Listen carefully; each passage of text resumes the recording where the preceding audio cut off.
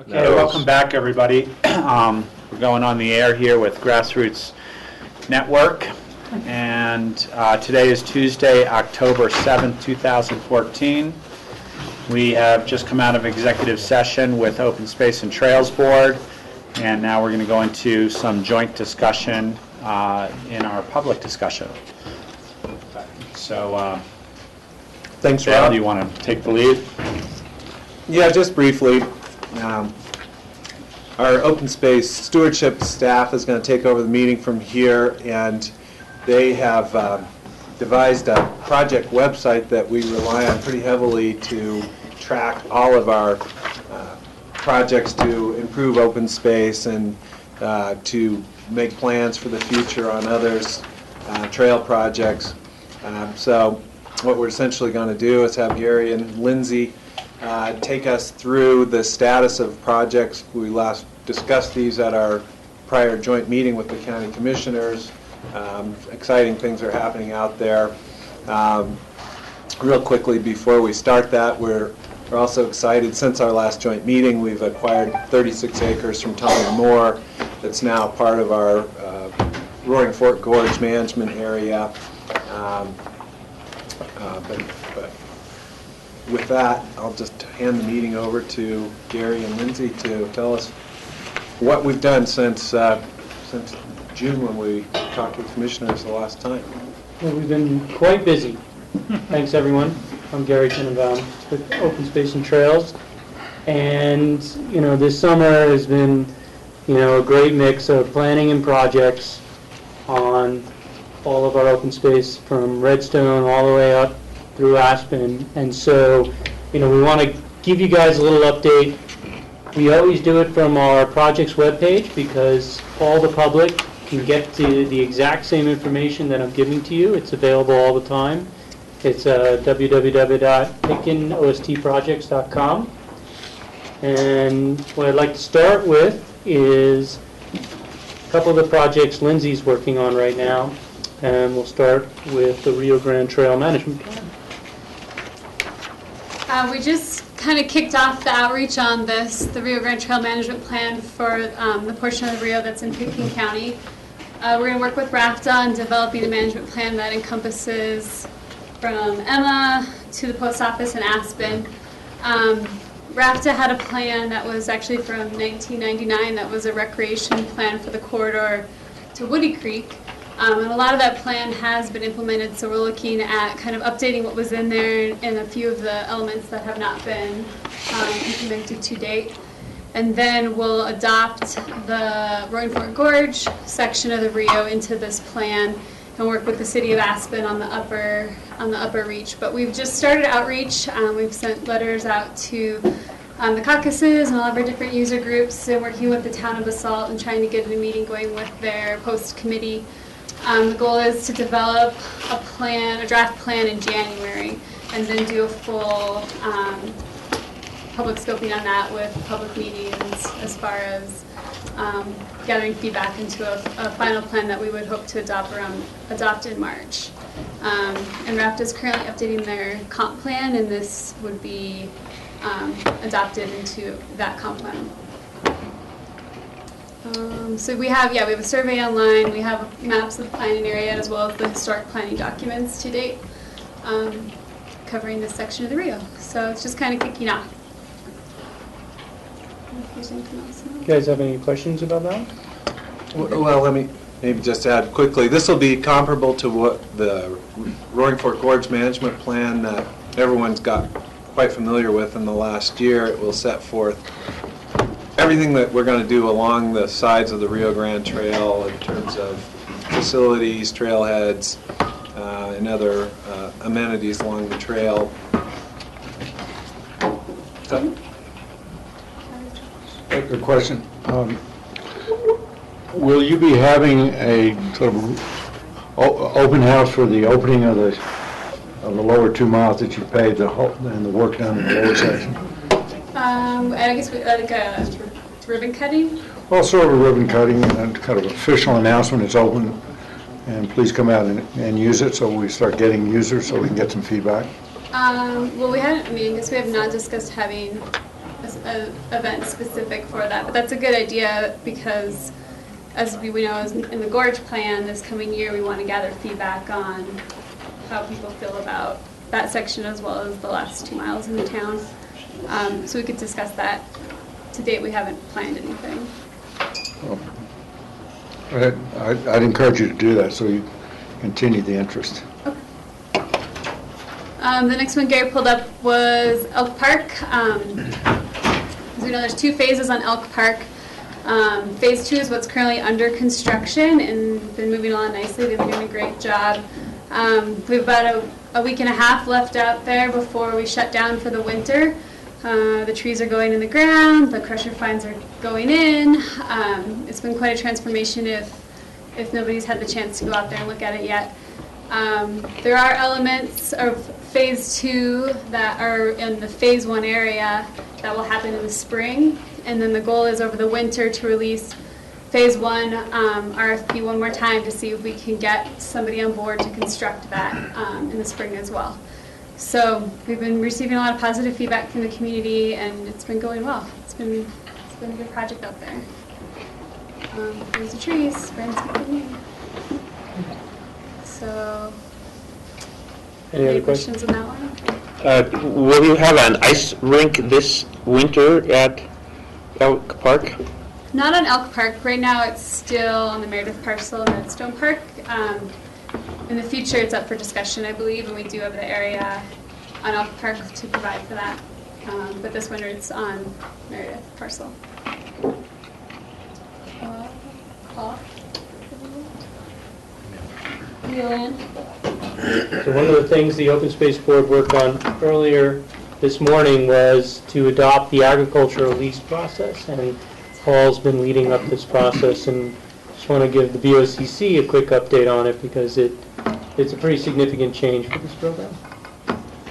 Yeah, we had the need with the purchase of Glacier and Red Ridge Ranch to, with the addition of that major agricultural fields and that came with that purchase, to update the way that we lease our agricultural lands. So we've developed an agricultural lease bid process that we went through public scoping with, and we talked with all the current lessees to help guide us in finding the right lessees for all of our current parcels that are up for leasing. So the process lays out the criteria that we're going to be asking of each bidder, what the expectations that we have for ourselves to follow up with these folks, and gives the public a document to look to show them how we're going to be leasing these properties and the expectations that we have for the lessees as well. So at the Open Space and Trails Board meeting just this morning, we went through it, and they've approved the adoption of this, and we're going to put this into practice as soon as the management plan for the Glacier Open Space is finalized. We'll use the process to find the proper lessees for those agricultural properties, parcels. George? We received a letter, I think maybe Open Space received a letter from a constituent who's concerned about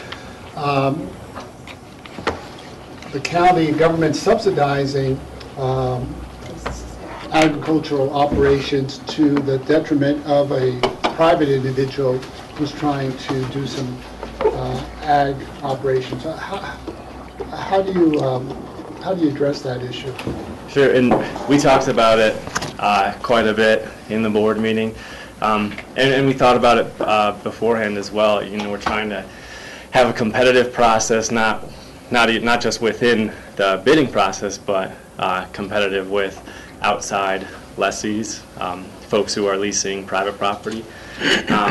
And our plan is to contact Kathy, who wrote the letter, directly and line out the kind of things that we discussed to help her understand that process, and that we're not trying to cut into her bottom line. But there are benefits to the leasing program that should help sustain and help the larger agricultural community as a whole. So can Well, if I could maybe add just a little bit. When we're in an interesting time in terms of the history of agriculture in the Roaring Fork Valley, and that when I was hired, frankly, 15 years ago, the prediction was as soon as the ranching families that are out there now are gone, as soon as that generation's gone, there won't be any commercial agriculture in the Roaring Fork Valley. And during the time I've been here working on this stuff, that has all started to turn around. We started out with a ag lease process really that was based on more the custom that these lands that are irrigated were made available at no cost to keep the water rights active and keep the lands looking green. And with what we've done at the Emma open space with the potato production, we're just seeing a renewed interest in actually having commercial agriculture in the valley. And one of the premises, as you recall, of investing in some of the agricultural land down in Emma is to make sure that no more of it is lost. So we're trying to help keep commercial agriculture in the valley. Now, that being said, there is, I guess, a bit of tension between our efforts to promote this as something that the county wants to see part of the future of the valley, and the people that are out there with private land working on their projects now. So in our effort to make this part of the future of the valley, it's really just a policy decision that we're going to keep these lands available for agriculture. Now, that being said, as Paul suggested, that our ag lease process will have a competitive side to it, where as a new market hopefully evolves for these properties based on agricultural production, we're going to be hopefully realizing the lease payments as among the competing users as one of the things that keeps this from being just a flat subsidy to proposed users. So. Yeah, Graham? I think it's important also to realize that we're not really competing in the sort of sustainable agriculture with very much viable existing sustainable agriculture. And even in Kathy's letter, she said that it wasn't a viable commercial opportunity for her. She tried and couldn't really do it. And I think part of what we're doing here is creating markets by helping sustainable agriculture get a foothold, more farmers markets, and I think in a way it's helping to build markets. And I don't think there's a lot of sort of direct competition right now with somebody who bought a piece of land and is trying to. Now, Kathy's an example, and she wrote that letter, and it was a good, thoughtful letter, and we think it's a very, legitimate issue. But we're going to, write her and respond and try to explain our end of it. Graham, I think that was well said. I think one of the things here is we don't know what agriculture looks like 10 or 15 years from now. We can take guesses to what that is, but I think every big agricultural purchase that Open Space and Trails has made over the last couple of years, there's been this talk about preserving the agriculture here, and as it's been said, ranches are going to go away once generations change because of the viability of those. But there is going to be a new agriculture viability, and there are some interesting projects going out there right now. I mean, this Heritage Fruit Tree Project, which is interested in in some of the open space lands for their regeneration of heritage trees. I can tell you, being a restaurant owner, there are restaurants that are interested in doing little projects just to have some connection, and it's not a commercial operation and it's not a make money operation, but some connection to growing locally and providing that food locally. I know that there are lots of families that are dying to get into community garden type stuffs, and that's not necessarily a commercial operation, but it's a connection to agriculture, and then it's a connection to our heritage here in a new way. So I think this is a great start to kind of open it up to more people to be bidding on these lands, as opposed to just the grazing rights and those sorts of things. But I think there's more work to be done, and to see what the opportunities are to really make these neat plots of land for the community to use in productive ways. Howie? I look at the subsidy issue a little differently, perhaps, or want to keep a balance how we look at it.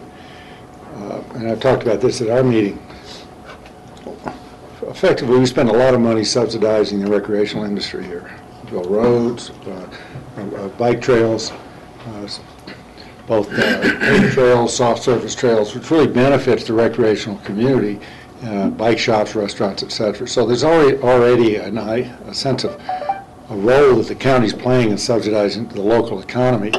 And as a result, I don't think it's inappropriate for us to be involved with trying to provide, call it a subsidy or support for the agricultural industry to try to get its feet on the ground and become sustainable in an economic way.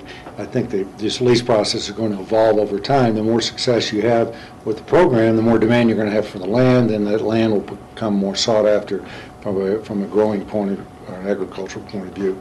So I really see the agricultural program and our efforts to get that jump-started similar to what we've already been doing with respect to providing the recreational infrastructure for the benefit of the citizens and, frankly, for the benefit of the businesses in the upper part of the valley. George, and then Rachel. Well, I just had posed that question, but I agree with all the comments, and I would say that since the Open Space and Trails program first started getting into conservation easements with ranches, we've actually seen not the demise of ranching in this valley, but the continuation, where we would not have seen that without the Open Space and Trails program, from Child Ranch and Harvey Ranch to the Grange Ranch, Cold Mountain Ranch, Clark Ranch. These are going to be ongoing ranching because they're in the conservation easements. And so whether it's a fee simple purchase, like we're talking about now, or conservation easement, we are actually maintaining the historic, not only maintaining, but actually improving the historic agricultural potential in the valley. Rachel? Yeah, I agree with what's been said already. I think it's certainly something to watch out for and to maintain some level of competitiveness, as you've talked about, with private sector leases that might be ongoing. But, if you look at it from a water perspective and the whole roundtable basin programs throughout the state, the one element you hear is that you get to where if you don't have enough critical mass of ag left in your community because the water rights have been sold off, the rest slowly wither and die on the vine as well, whether it's just not enough people to participate in the ditch maintenance, or just the farming community for getting supplies and doing things with your neighbors. So I think that there's multiple strengths that support the ag market and the ag community in the valley, and maintaining these lands and not seeing them go out of production, not see them subdivided into home subdivisions, water rights sold off other than what's needed for the homes. Those are all kind of intangible components of preserving this land that will support the private sector's ag as well. So I think there's a lot of value to maintaining that critical mass, and to imagine what could have been the 240 acres of leases in single-family homes, not in ag, would have been far more detrimental. And whether you're a conservation easement or a lease, as you've said, George, the people who are still ranching, who still own the fee simple title, but were able to strip some of the value off the property by selling a conservation easement, they've been subsidized already, in a way, even though they're totally private operation going forward. So I think as long as we don't get too out of balance with the market, we'll be doing fine. Thank you. Cool, well, that'll bring us into the Glacier Open Space Management Plan. And, the county's been working with the steering committee and staff from Basalt, Eagle, and obviously the county to develop a management plan for both the Glacier and Salt and Stall ranches. And so, right now we've been working really hard to create the management plan, and with the steering committee we came to conclusion on almost everything, and we're still working on some parking issues, but we will have a draft management plan for review at the next Open Space Board meeting on October 23rd. And in that plan, we will present it at that meeting on the 23rd, and then we will release it for public review for about 5 weeks, take feedback from the public, and then come back with an adoption plan at the first meeting with the Open Space Board in December. And then we will also, once we look at with the Pickens County Open Space Board, we will also work with the BOCC from both Pickens County and Eagle County, and we're also with the town of Basalt, because they're all partners in this incredible assemblage of properties. And this will encompass all the agricultural pieces and the recreational pieces, and also what to do with the historic structures and everything else on that property.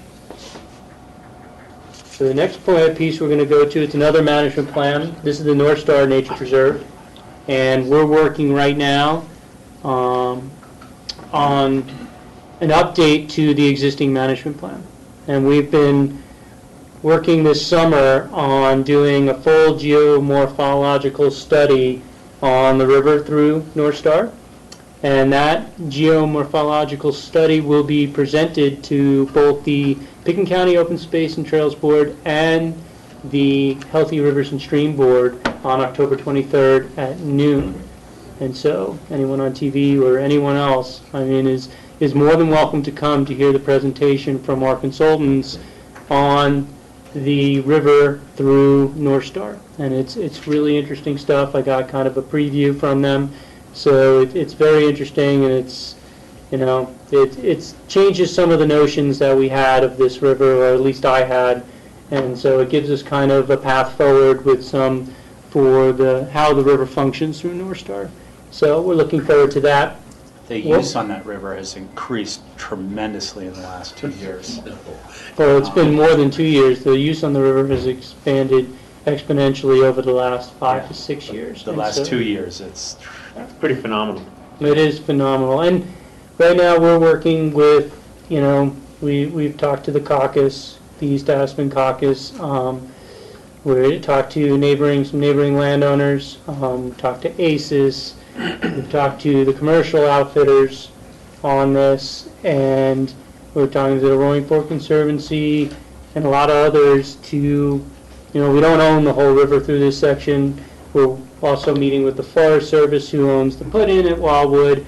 We're going to meet with the Wildwood School. So we've already done extensive amounts of user surveys, and you can go on this site and you can download the entire management plan. And we also have Take Our North Star user survey. We kept it open for people to continue to provide feedback, and so because we're trying to deal with the natural resource side of Nature Preserve, and we're also trying to deal with the recreation side. And so, how we work the two together will be an ongoing process over the next few months, and we will be coming with an updated plan for everyone's review. Probably we're looking about January, February, because we want to get feedback from the Healthy Rivers Stream Board. We want to get more feedback from the public. I'm still meeting with groups to get feedback from. So it's kind of it's a plan in motion. And Gary, I don't see the date and time again on this webpage. What was the outreach day? Or you said there was going to be a... October 23rd at noon, and it's here. Oh, no. That's for the report on the geomorphology of Yeah. the river, is that what Yeah. you're Yeah. So, yes. Oh, yes, because, yeah, the elections are going on in this room, so we're actually doing it at the Airport Operations Center. And, you know, it's really a way for both boards to look in depth and have the consultants explain what they have found.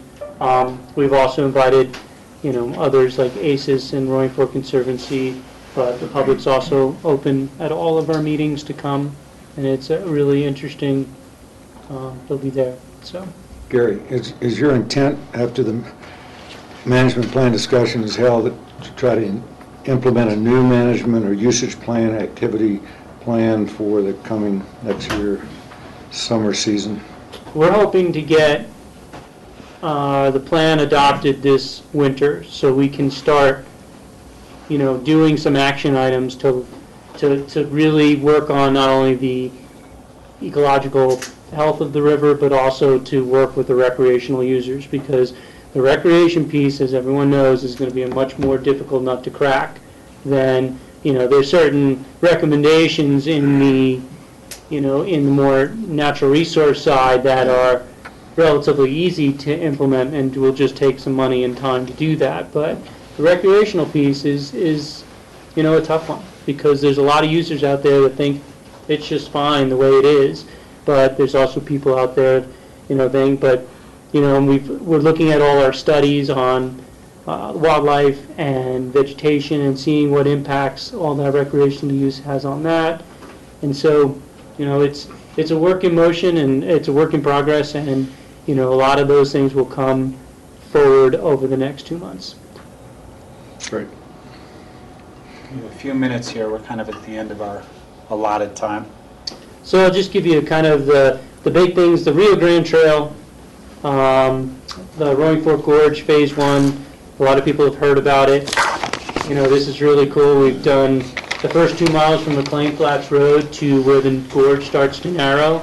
You can see in that little picture, here's the new paved surface, and here's the new soft surface. It's open to the public, and, you know, we're going to start getting more and more press out there. I think we were on Aspen Public Radio either last night or this morning, and, you know, we're trying to get more press out there of what happened. So far, the feedback has been very, very, very positive from both sides. We've gotten some good feedback from runners and equestrians that they love having their own separated soft surface, and it's a really much more interesting trail than the straightaway that used to be there. And basically for road bikers and other bikers, having the straight shot through is quite sweet.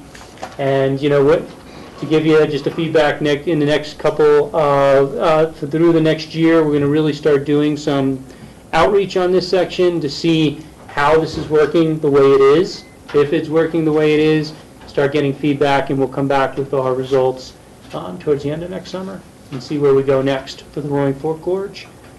And next summer we'll be doing kind of a river access and protection plan and conservation plan, and we'll be looking at that. We did a biological survey of the gorge, both for wildlife and vegetation, and those will be incorporated in that. We'll also be looking at Jaffe Park in this, and you've seen in the papers and everything, you know, that river trail will be part of it, and we'll be discussing, you know, the appropriateness of dogs and everything on that corridor during that relook of that conservation plan coming up this next spring. And so the other big project that you'll be seeing going on is the Sky Mountain Park Habitat Improvement Project. That started today, and we will be monitoring that extensively over the next few years to see success, response, and everything. We'll keep everybody updated. We'll be putting a lot of this on this website on what we're doing up there. And then also Smuggler Mountain, we have started the forestry projects up on Smuggler Mountain, the lodgepole regeneration areas we're doing way up on Smuggler Mountain Road, but you'll start seeing signage and trucks start moving into that area, and that'll take some time. That'll go through next spring and part of next summer to get all of that complete. That's a great partnership with ACES. We're running the project, and ACES is funding the project, so it's a great partnership.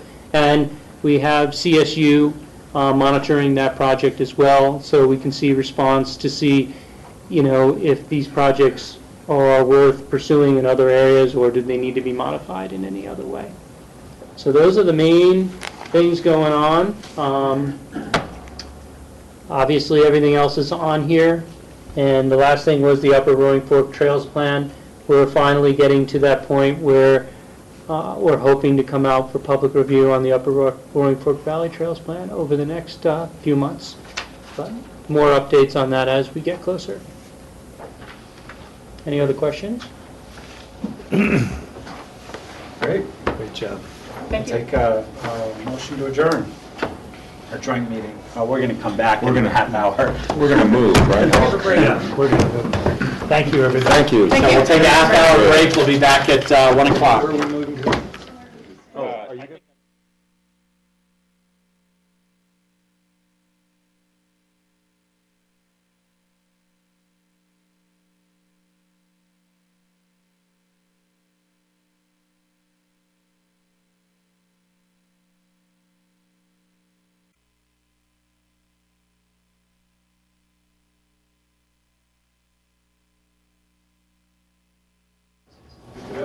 Welcome back.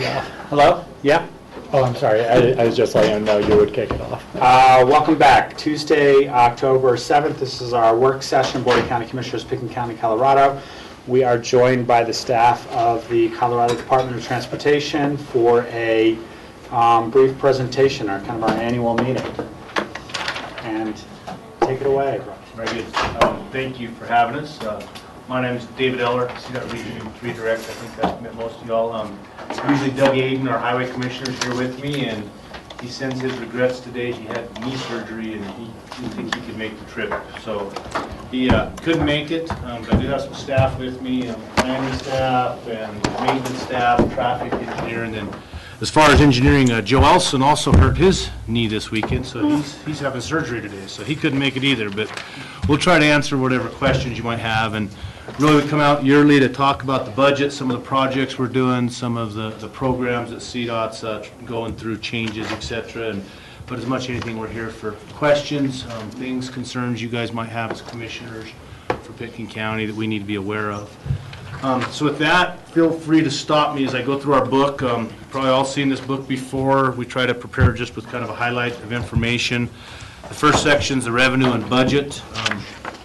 We show our budget in fiscal year 15 of a $1.1 billion budget.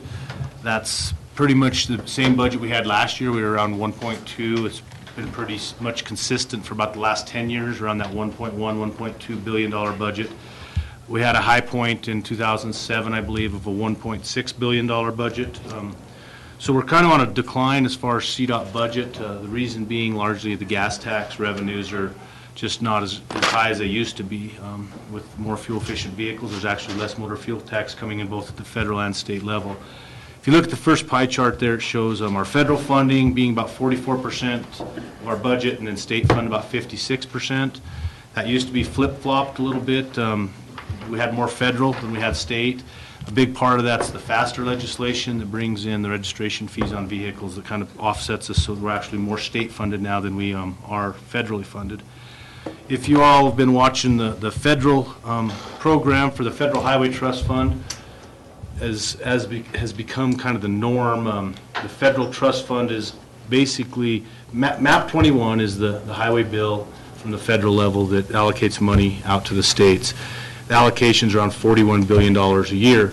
However, gas receipts at the federal level only bring in about $34 billion. So if we get to the end of each of these bills, at the federal level, there's always a concern that the federal trust fund is out of funds and there's no more money for transportation.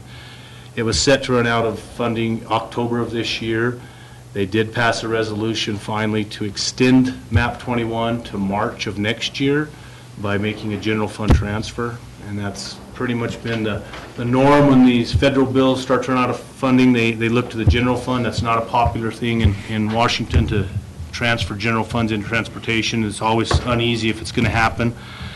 There was a bill that President Obama presented that would have took $15 billion a year for the next 3 years from the trust fund to make it whole. That didn't go anywhere. There's been some other discussions about raising federal gas tax that really nobody's picked that up and ran with it. So we're kind of in a wait and see mode again at the federal level, which unfortunately that's always difficult for us because we assume we're going to get federal funding. You're never quite sure, but that's kind of the highlights, I guess, from the federal level. If you look at the next pie charts on our budget, it basically just kind of shows how the funding comes in. The majority of it is motor fuel tax. There is also vehicle registrations in the faster legislation, as I talked about, that your license plate fees that bring funding into the HUTF funds. And then the bottom chart shows, well, how do HUTF funds get distributed back out? And CDOT gets approximately half of that funding, then counties get a portion, municipalities, and we get the off-the-top appropriations, which is the Department of Revenue and State Patrol. And I think you've all seen this budget stuff before. It's nothing really new, so I don't really have any highlights there. The next section is basically our budget broke down in detail. We always say how we don't have a lot of money, but then $1.1 billion is a lot of money. So this is intended to be a little transparent about where does CDOT spend its funding. You can see that the first section is the CDOT performed work. That's our internal maintenance staff, the orange trucks you see out there. There's about $250 million a year that goes to perform maintenance work. You can see the largest pieces of that are roadway surfacing, which is patching, potholes, chip seals that our forces do, traffic services, which is our striping, signing that we do yearly, and then the biggest one being the snow and ice, which is about $64 million a year that's dedicated to snow and ice. And in addition to that, our Highway Commission holds back $10 million for contingency on snow and ice. If we have a bad winter last year, we spent all of that contingency and then some. And the winter was probably closer to about a $75 million winter based on just a heavy winter. The other line items, I'm not going to go through everyone. We have the contracted out work. That's what we contract out to our contractors. The biggest one you can see there, surface treatment, is about $150 million a year statewide. You can also see the faster safety projects, which is part of the faster legislation. Part of that goes to bridge supplies for the worst bridges, and part of it goes to safety projects. One that's always kind of point out over on top page 7 or just a little ways down, you see the regional priority program. That's been funded statewide at about $10 million for probably about 8 years now, and there has been a lot of funding that comes into that. The commission did increase that funding this year to $50 million. That's statewide. That's the money we work with our TPRs, and we work, it's probably the most discretionary funding we have in the regions to try to address priority needs.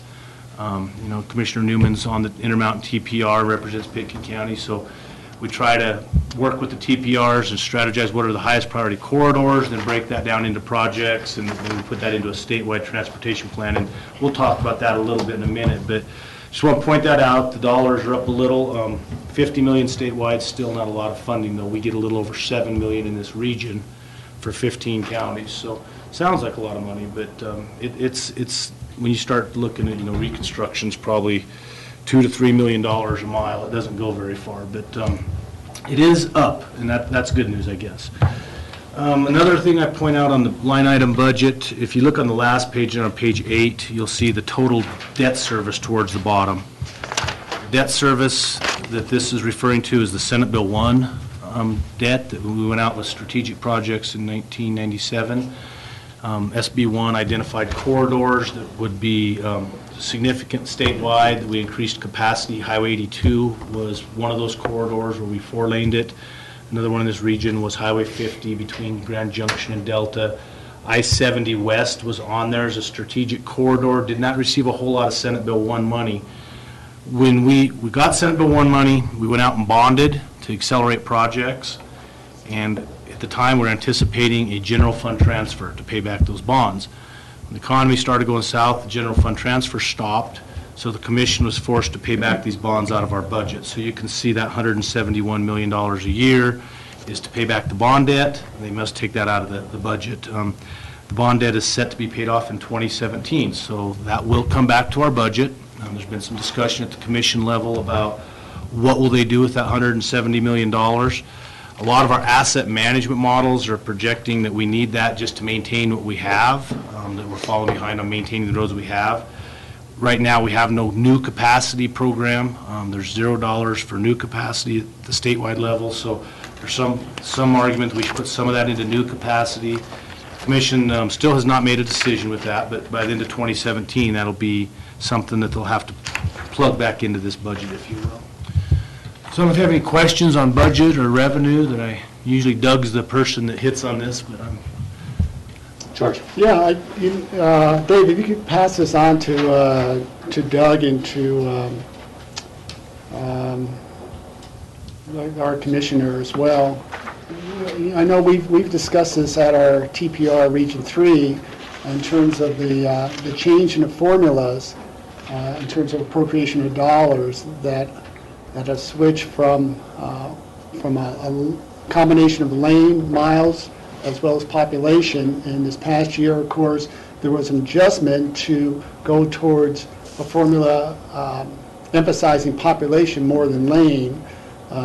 We, Region 3, opposed that, and the commissioners made some slight adjustment upwards, not as much as they had originally were prepared to do, but that still is a concern of ours. I think everyone in Region 3, if that trend continues to look at a disproportional formula that's based more on population versus lane travel, where rural areas and the western slope really gets impacted much more heavily because of that. Yeah, and I will pass that on to the Commissioner, and I think if you're not all where Commissioner Newman's referencing, the Intermountain TPR did draft a letter to the Commission, and we had received, when you look at that RPP money I talked about, there's a formula that distributes that out to the regions. And the formula is based on population, percent trucks, lane miles, and the formula was adjusted as they increased this amount that came to us. We used to receive, I think, around 18%. 17.1%. 17.1%. That would have included Summit County, what Summit County brought in. Okay, so it's 17.1, and then now it's 15? Now it's 14.3. 14.3, so it went down. So Region 3 did lose a percentage of this RPP with the new formula. And there was a lot of discussion, you know, the COGS on the Front Range, their position is, you know, the population, they need more, and they have more needs, and it was debated pretty openly for many commission meetings, and I think Intermountain TPR did a good job of presenting their position, that we have a lot of lane miles to take care of in a lot of counties. So it was adjusted. We did receive a lesser percentage, if you will, of that RPP funding. And I'll pass that along to Doug, that there's still concerns from Pitt County, and I know he's aware of that too. I mean, Yeah, because as you know, even though the population is on the Front Range, that population is actually traveling over to the western slope. And so you're not able to maintain the quality of the roads, the safety of the intersections that the Front Range population is utilizing. Yeah, it's certainly a big concern. Now, the one thing that didn't change, and I'll get to in a minute, is, you know, our asset management stuff as far as maintaining our system, the roadways and the bridges, the maintenance of our system. That wasn't impacted with that formula change, but certainly this more discretionary funds that we're able to make, you know, improvements, shoulder improvements, intersection improvements. It did hurt us a little bit. Rachel? Yeah, you know, I agree with the sentiment, George, and we've expressed it before through other venues. But as Doug Aden kind of explained it with some of the other highway commissioners at the Club 20 transportation meeting this summer in Edwards, it was a little bit of arbitrage. You know, it's like, you know, if we don't give a little here, we're going to see much larger restructuring of the Transportation Commission or the allocation, and that it made more sense to kind of give a few inches here than see them go to the legislature and change more dramatically the makeup of the commission or other funding formulas. And it's the sad truth that we have 10 representatives on the west slope for both houses, and we don't have the population numbers. So I think that they argued long and hard to maintain what we had, and we're kind of lucky in a sense. But the bigger question for me is, I'd hope that CDOT is preparing through its lobbyists to make a strong effort and pitch to the state legislature that as we come closer to having Tabor refunds potential in the state budget, that we're requesting that it be allocated to CDOT or a portion of it to CDOT or something like that. I mean, maybe it's the ballot question that needs to go forward to say, no Tabor refunds, it goes all to transportation in the state, something like that, because I think the general need for transportation funding is well known across the state. But that could be a 2016 ballot measure, and often people will vote to forego their tax refunds if they know what specific purposes it's going for. It's kind of painless. It doesn't feel like a new tax following up on Ref C expiring. The other, just to drop it as a tidbit, Club 20 and Action 21, Progressive 15 all did a non-scientific survey through SurveyMonkey and sent it out to all those groups. I know I forwarded to our Chamber of Commerce here, they forwarded to all their members, things like that. And there was surprising support for gasoline tax as being the way to pay for, increasing CDOT's budget. And some of your Front Range communities will say, oh, no, it's got to be a statewide sales tax. That's where we want to take it. But all the resort communities have been just vehemently opposed to that. You already have Snowmass at close to 10%, over 10% sales tax. How do you compete with other states, ski industry and mountain recreation with that type of high number? And once you go into what I consider to be that municipal and county ladder to pay for our other needs, whether it's stormwater drainage or housing or childcare, we can't impose gasoline taxes. But if you start using up that ladder of available resources to cities and counties for a statewide need, it's really very detrimental. And I don't know that you're really going to get your municipalities on board with that. I know some have said, what the heck, we might have to. But if we're back to starting at square one, because the surveys also showed no one was interested in moving that forward this year, 2016's got to be the next target year.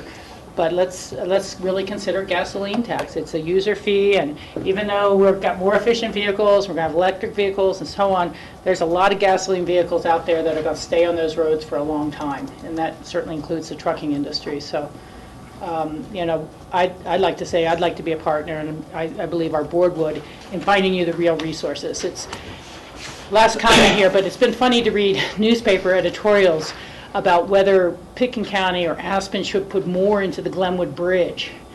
And it's not like, well, why aren't we all putting more money into CDOT and let CDOT make its own decisions and fully fund its projects, rather than, again, coming back to municipal and county to compete with their health and human service needs, their administrative needs for child protection services. It's absurd to think that we're not, as a state, moving forward with a real funding mechanism for our own transportation needs, and not trying to, rob Peter to pay Paul type of, and this, but we need to just take that back, that this is the year coming up to 2016. We've got time to be prepared for a successful issue.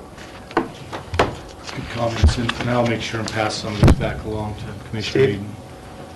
Yeah, on the revenue side, I know there's been a lot of discussion about how to have electric vehicles pay their fair share. And we're going to see more and more electric vehicles out on the road, and just to make it fair somehow, we need to come up with some kind of a formula or a system where electric vehicles could pay their fair share for the roads. Well, the legislature did pass a higher registration fee for all electric vehicles, and that has started to kick in.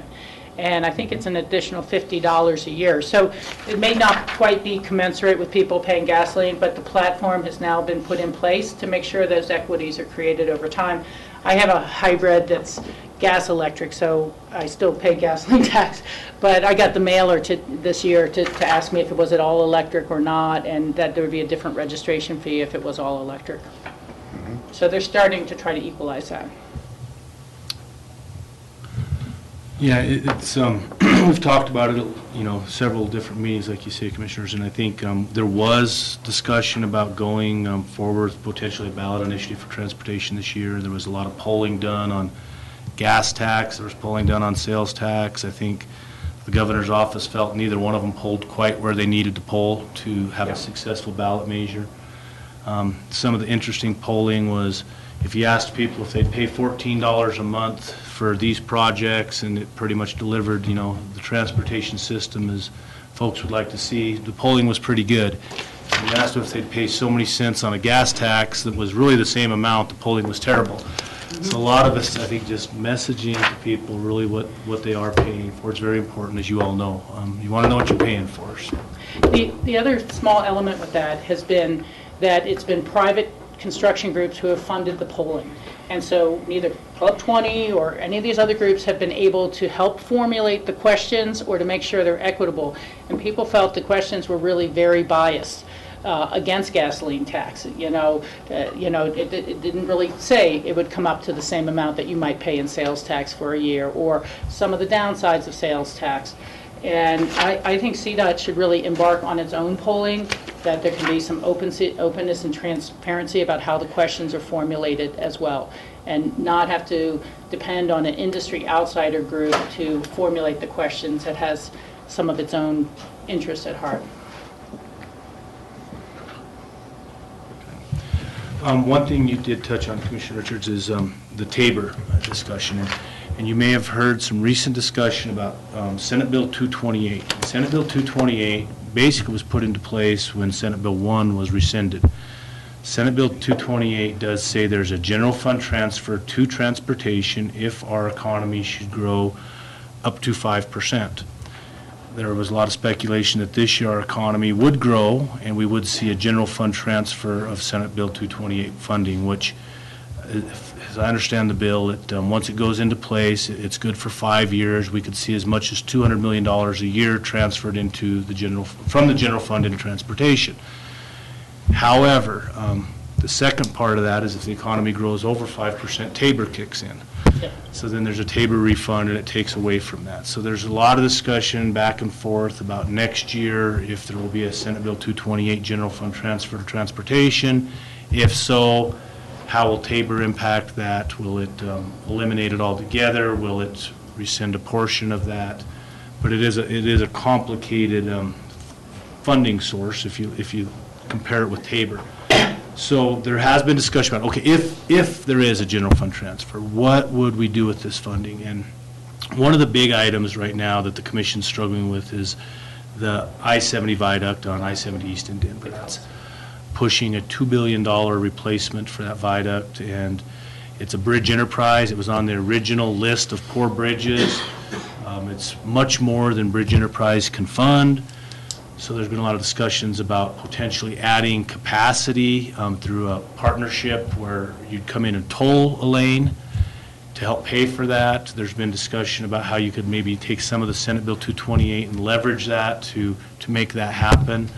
So the Commission's struggling with that right now, but they did ask the regions to submit, other projects for Senate Bill 228.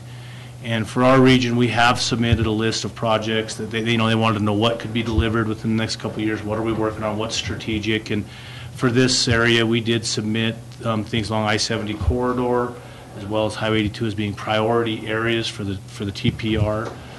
Some of the discussions about the projects we have on the shelf. There's a project at Dow Junction on I-70 that's about a $16 million project that we really don't have enough funding to deliver.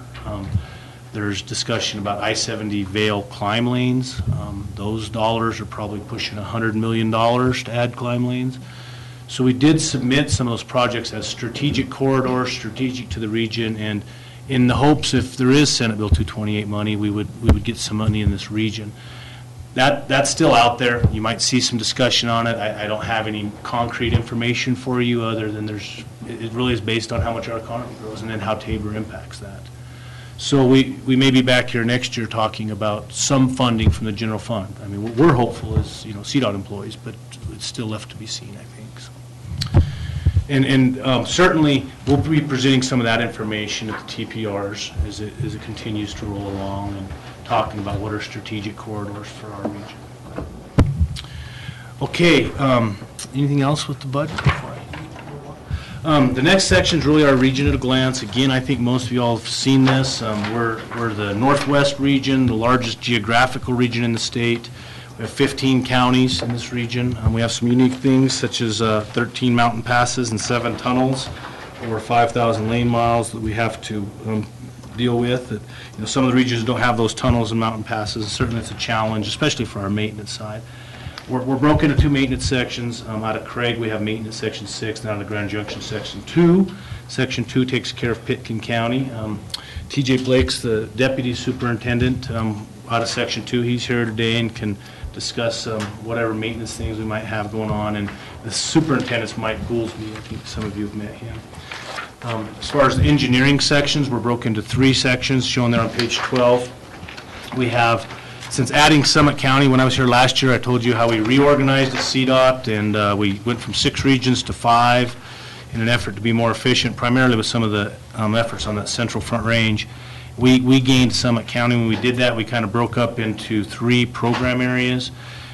Your program engineer is Joe Elson. He's Program Central. His office is still in Glenwood Springs. I think he's been consistently the program engineer that's represented Pitkin County. Traffic and safety group, they weren't so lucky. They still got all 15 counties. And Zane Zmanacek, he's the traffic engineer. He's here today. He could talk about some of the things that traffic takes care of and answers questions for you along those lines. Some of the program changes, if you go to the 3rd tab, you've heard a lot about CDOT and cash management and the way we're changing cash management and some of the RAMP program, and I'll touch on a little bit of that and answer questions. One of the big things that our Executive Director, Don Hunt's seen is we always come and say how transportation needs more funding and CDOT needs more funding, but if you looked at our bank account at any given time, you'd see a large cash balance. And in fact, last year we had over $1.5 billion in cash, basically in our bank account at CDOT. And as an agency, when you're going and saying we need more money, that's one of the first things policymakers would look at as well. Why do you have $1.5 billion cash if you need more money? You can't spend the money you have. So why is that? One of the big things we see is we've always operated, and we do not advertise a project or send out a project until we have the money in hand. Our fiscal year is July to July, so a lot of our projects, we didn't even fund the projects till after July. And as you all know, in bidding contracts, it may take you a couple months to get the project out. By the time you get bids back in, we're into the fall. There's not a lot of work in construction that can be done in Colorado through the fall and winter, and then come springtime, you might be able to start work in May or June, maybe July up here. By the time you pay bills to a contractor, you're really a year behind in operating in that kind of a fiscal year. So that's one big reason why our program was always lagging. Another one is we broke the funding up by regions. As example, Region 3, maybe I got $1 million a year in bridge funding, let's say, and I had a $3 million bridge I needed to replace. Well, I'd sit on that money for 3 years until I could award the bridge, or we'd hold up our money. Every region was doing similar things. Again, not a very good way to manage cash if you think about getting the work out there and accelerating the work. So we went through a major effort to do a better job of actually getting the projects out earlier, projecting when we're going to pay bills, make sure we have the cash revenue on hand to pay the bills, but not necessarily waiting for the fiscal year to advertise projects. That's one thing. In addition, we've taken all the funding back, kind of a centralized budget. When you need money for your project, you basically go to one pot of money and pull that out. So it's allowed us to get projects moving faster. And in this section, if you look kind of in the middle, there's this RAMP discussion. It's kind of out of order. It's on page 18 and 19. So the RAMP, responsibility, acceleration, and maintenance and partnerships. Well, this program was really, our director said, okay, we have a one-time opportunity here to accelerate our program. And we can do this over the next 5 years and spin down this cash balance. We didn't want to accelerate everything at once. It's not necessarily new money. It's about cash management and how do we get things out faster and more efficiently and do a little different creative financing to accelerate. We took half of that program and focused it on maintenance of our existing system. And the assets we have under that are pavements, tunnels, equipment, buildings, bridges. So half the funding was focused there. The other half we asked for partnerships. And the direction. This is a prime opportunity to reach out to the other public entities, private entities, see as they're public-public partnerships, public-private partnerships that can leverage these CDOT dollars to accelerate. And on page 19, you can see Region 3. These were the grant kind of applications that our locals submitted for projects. We were pretty successful here in Region 3. If you took this as a percentage of the program, we did very well. We did much better than our 15%, if you will, as far as what was available in RAMP.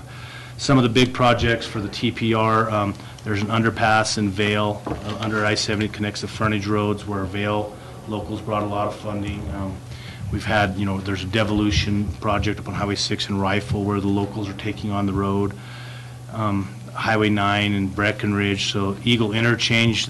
Many of you have probably seen that going on this summer. We had enough funding for Phase 1 that the TPR had prioritized between faster safety and RPP that we'd saved up. Phase 2 was probably 5 years out. Town of Eagle came forward with some funding, leveraged that, advanced this project to get Phase 2 completed while we were there. So some really good projects came out of the RAMP program. It did initiate some of this, locals paying for CDOT and helping CDOT, and I think it's kind of the flavor that we're delivering a lot of projects with that philosophy. Right, wrong, or indifferent, I think it's kind of where we're at, trying to deliver transportation needs. So that kind of hopefully explains some of the cash management, how RAMP came about, what it really is. Again, it's not really new money, it's really advancing money and doing a better job with our program. One of the other changes that we have in our faster safety program, you heard me talk a little bit about that. The faster legislation puts half the funding into bridge enterprise and half of it into safety projects. In the region, we would usually look at accident history, and we try to align that with also what the TPRs are saying are priorities. And we did a lot of shoulder improvements. We've done some wildlife fencing. We've done some culvert replacements. There was an audit done statewide for all the regions to say, is CDOT spending this consistently on safety? Because this is one of those legislative funding sources. It's always a little controversial. There's always discussion about repealing that. So we have to be very transparent in how we're spending that. The audit showed that yes, CDOT's spending these dollars on safety projects. However, consistently across each region, there was maybe different ways of getting there. In addition, one thing they found is we weren't doing a very good job of follow-up, that we invest ever how many $1 million into this project, what are the results? Did it really make a safety improvement? So some things came out of that audit where we're now going back and looking at this more from a statewide perspective, where we're sending in projects. It has to meet some of the criteria. On page 17, it shows that it must meet 2 of those criteria, and we have to also validate the information. So we use real crash data, real accident data, and then we're also being asked to come back then and validate that what we're doing with these safety dollars is making a difference. So again, it's just a little different in the way we're planning and programming faster safety, maybe more a little data-driven. I don't think it's going to impact Region 3 very much because the process is very similar to what we were doing. They pretty much adopted our process as one of the good processes that we use. So I think from what we're using on faster safety, it'll be consistent, but it is something new, I guess, as an agency that we're dealing with. So I don't know if you have any questions on some of our program changes or RAMP or anything that you've seen there. Okay. The next section is our STIP. Now, we come out every year to talk with you all, and we do that in our region, but some regions of CDOT don't necessarily meet with their counties every year, but we are required to come out by federal law to meet with you once every 4 years when we change our statewide transportation improvement plan. This happens to be one of those years. So we're going through a lot of planning process, the TPRs, about how we prioritize, and I'm going to let Mark Rogers kind of hit on where we're at in this process, what the TPRs came up with, and certainly this is an important part of the presentation today. If there's comments, if you think the TPR is on track, or if you think there's things missing, we'd like to document that. So. Thank you, Dave. Again, on page 21, we're looking at the STIP in the priority project programming process, the 4P process. The 4P process happens every 4 years at the same time or near the end of when we're doing a long-range plan. The long-range plan covers about 25 years. This time of the plan looks out to year 2040. So this develops then into our 25-year long-range plan, statewide regional transportation plans, all come together for the statewide plan. And this builds our 10-year capital program. So we look at, okay, for the next 10 years, what do we want to do as far as projects? And then from that 10-year capital program, we build the 4-year STIP, which is the Statewide Transportation Improvement Program. This is where we actually program funds in the next 4 years to projects, and we get an idea of what we're going to, we develop the plans we're going to do for the next 4 years, the program. We've been doing this planning process now for about a year and a half, and we're getting right to the end. And so with the 4P process, if you look on page 22, we take the plans from the county meeting, or we take the plans from the TPRs, and we go to the county meeting and we discuss, these are the priorities that came up from the TPR, the Intermountain TPR. And then we visit with each of the counties about this, and then we take your comments back to the Intermountain TPR, and for the individual TPR meetings, make sure it's all jiving with the planning process. And then we will go, the Region 3 will meet with all 4 of the TPR MPO chairs to program the years in the funding within those 4-year STIPs. So we'll decide between the 4 TPR chairs when we will do the projects, and we'll present you with a draft budget or draft STIP from Region 3. This will all be done December, January timeframe.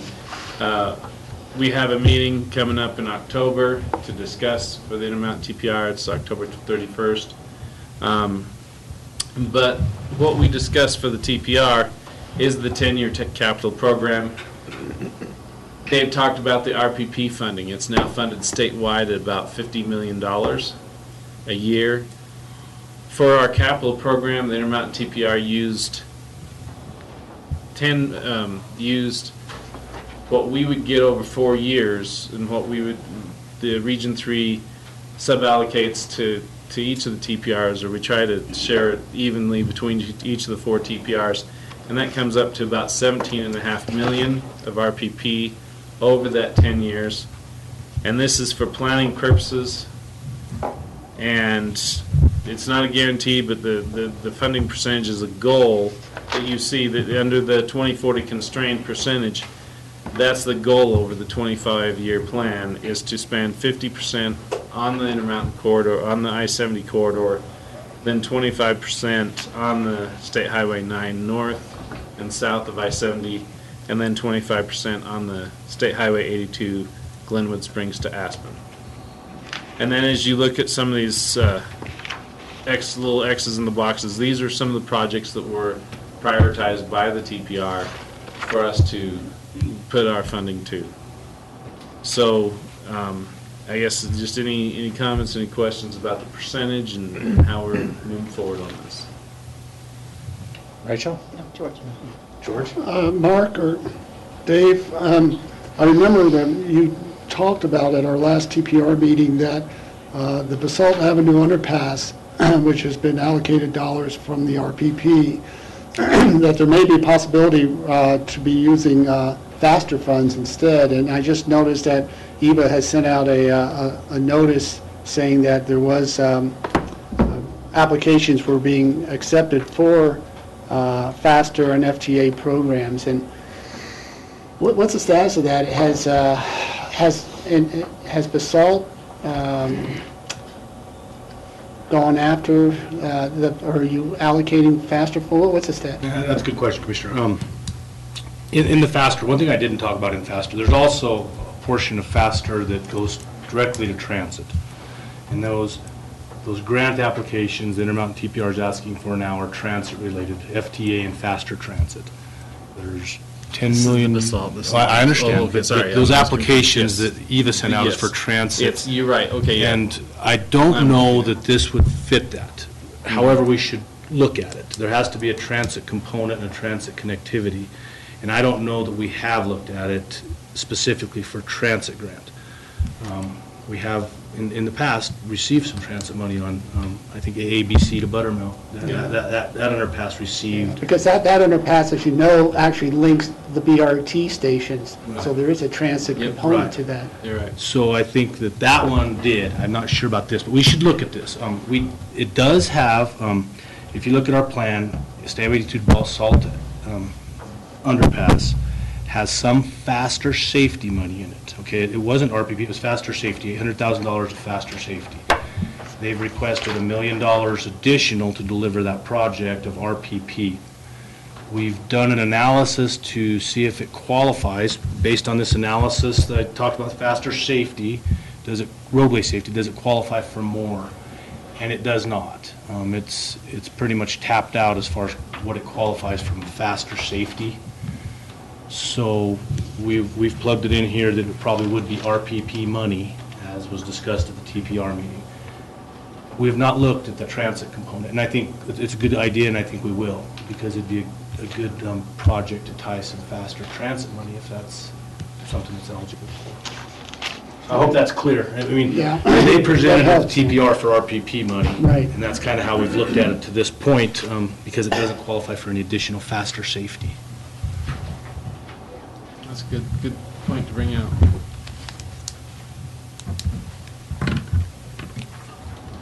So is there anything else? I mean, do you guys think that this is kind of on board with what you would see from a county's perspective as priorities and the TPRs? Certainly, if not, you have to get George, because he's the good one. Rachel? Yeah, I think this is reasonable. Again, we're all taking small nibbles off of each other's slice of pie and trying to be congenial about it. There's not enough money to move all these forward, and they're good projects and they're needed projects. And I guess if there's one thing I would ask, I've never been entirely clear on this. What is the difference between the regional priorities that the TPRs come up with and perhaps what the state's agenda is the statewide priorities? You know, if you're on this list, do you then not get to go on a list that may get funded more quickly, or do you have to be on this list for CDOT to move it forward at all? How's that work between your workload with the rest of all the money and? Yeah, and we often are encouraged by our Transportation Commission. They will say, when a project comes up for funding, is it in the TPR's priorities? Is it a priority project? And that always helps that project as far as, boy, it's not only important for the locals at this one location, it's important for the whole TPR. Okay. So the question often comes up when you ask for funding, whatever funding there is it a priority project? And I don't think that it says if it's not, that funding's not going to be looked at. I talked a little about Senate Bill 228, and there the commission will look at it from a statewide transportation significance. So when you look at statewide transportation significance, those projects may be different than the regional significance. So I don't know that, yes, they have to be on both plans. You know, usually it's nice, it's consistent. If I-70 is a priority for this region, it's a priority for Intermountain TPR, it helps to say, boy, this is a priority corridor for the state. But it doesn't necessarily have to be. And you can see where some of our rural areas, maybe Highway 40 is very significant for the Northwest TPR. Is it a statewide significance? You know, I'm not the one who gets to decide that, but you can see how it's maybe debatable. So it might be on a list like this, but it may not be a 228 list, right? So there are other lists that the state organization uses, and I guess I'm just wondering, is it valuable, or should commissioners also be lobbying through that process for projects? Certainly if things like 228 come to play, yes. And that's because that would be the first time we received money in over 15 years for capacity significant projects. So if 228 starts to come around, I think that's where we need the commissioners and the TPRs to start thinking more strategically. What are the projects that really will compete statewide significance. And there might be some more capacity-related type projects. You know, this little bit of funding in RPP is not going to ever address the capacity needs that CDOT has. It's just not. So there has to be a bigger funding source. And at that point, then certainly the conversation starts to change, I think. And then, of course, there's all kinds of grant applications that don't fit into this, right? Your TAP grants, your enhancement grants, safe routes, just, they don't even fit into this discussion because they're specific. Thank you. Okay, on the engineering projects, again, Joe Elson would normally hit these for us, and he's out, so I'll try to do my best. We as far as some of the projects that are in discussion right now for next year, they'll be coming out. We do have a surface treatment job coming out on State Highway 133 up at Redstone. We have some more concrete work going out on I-70 in Glenwood Canyon. You've seen a lot of that going on this year.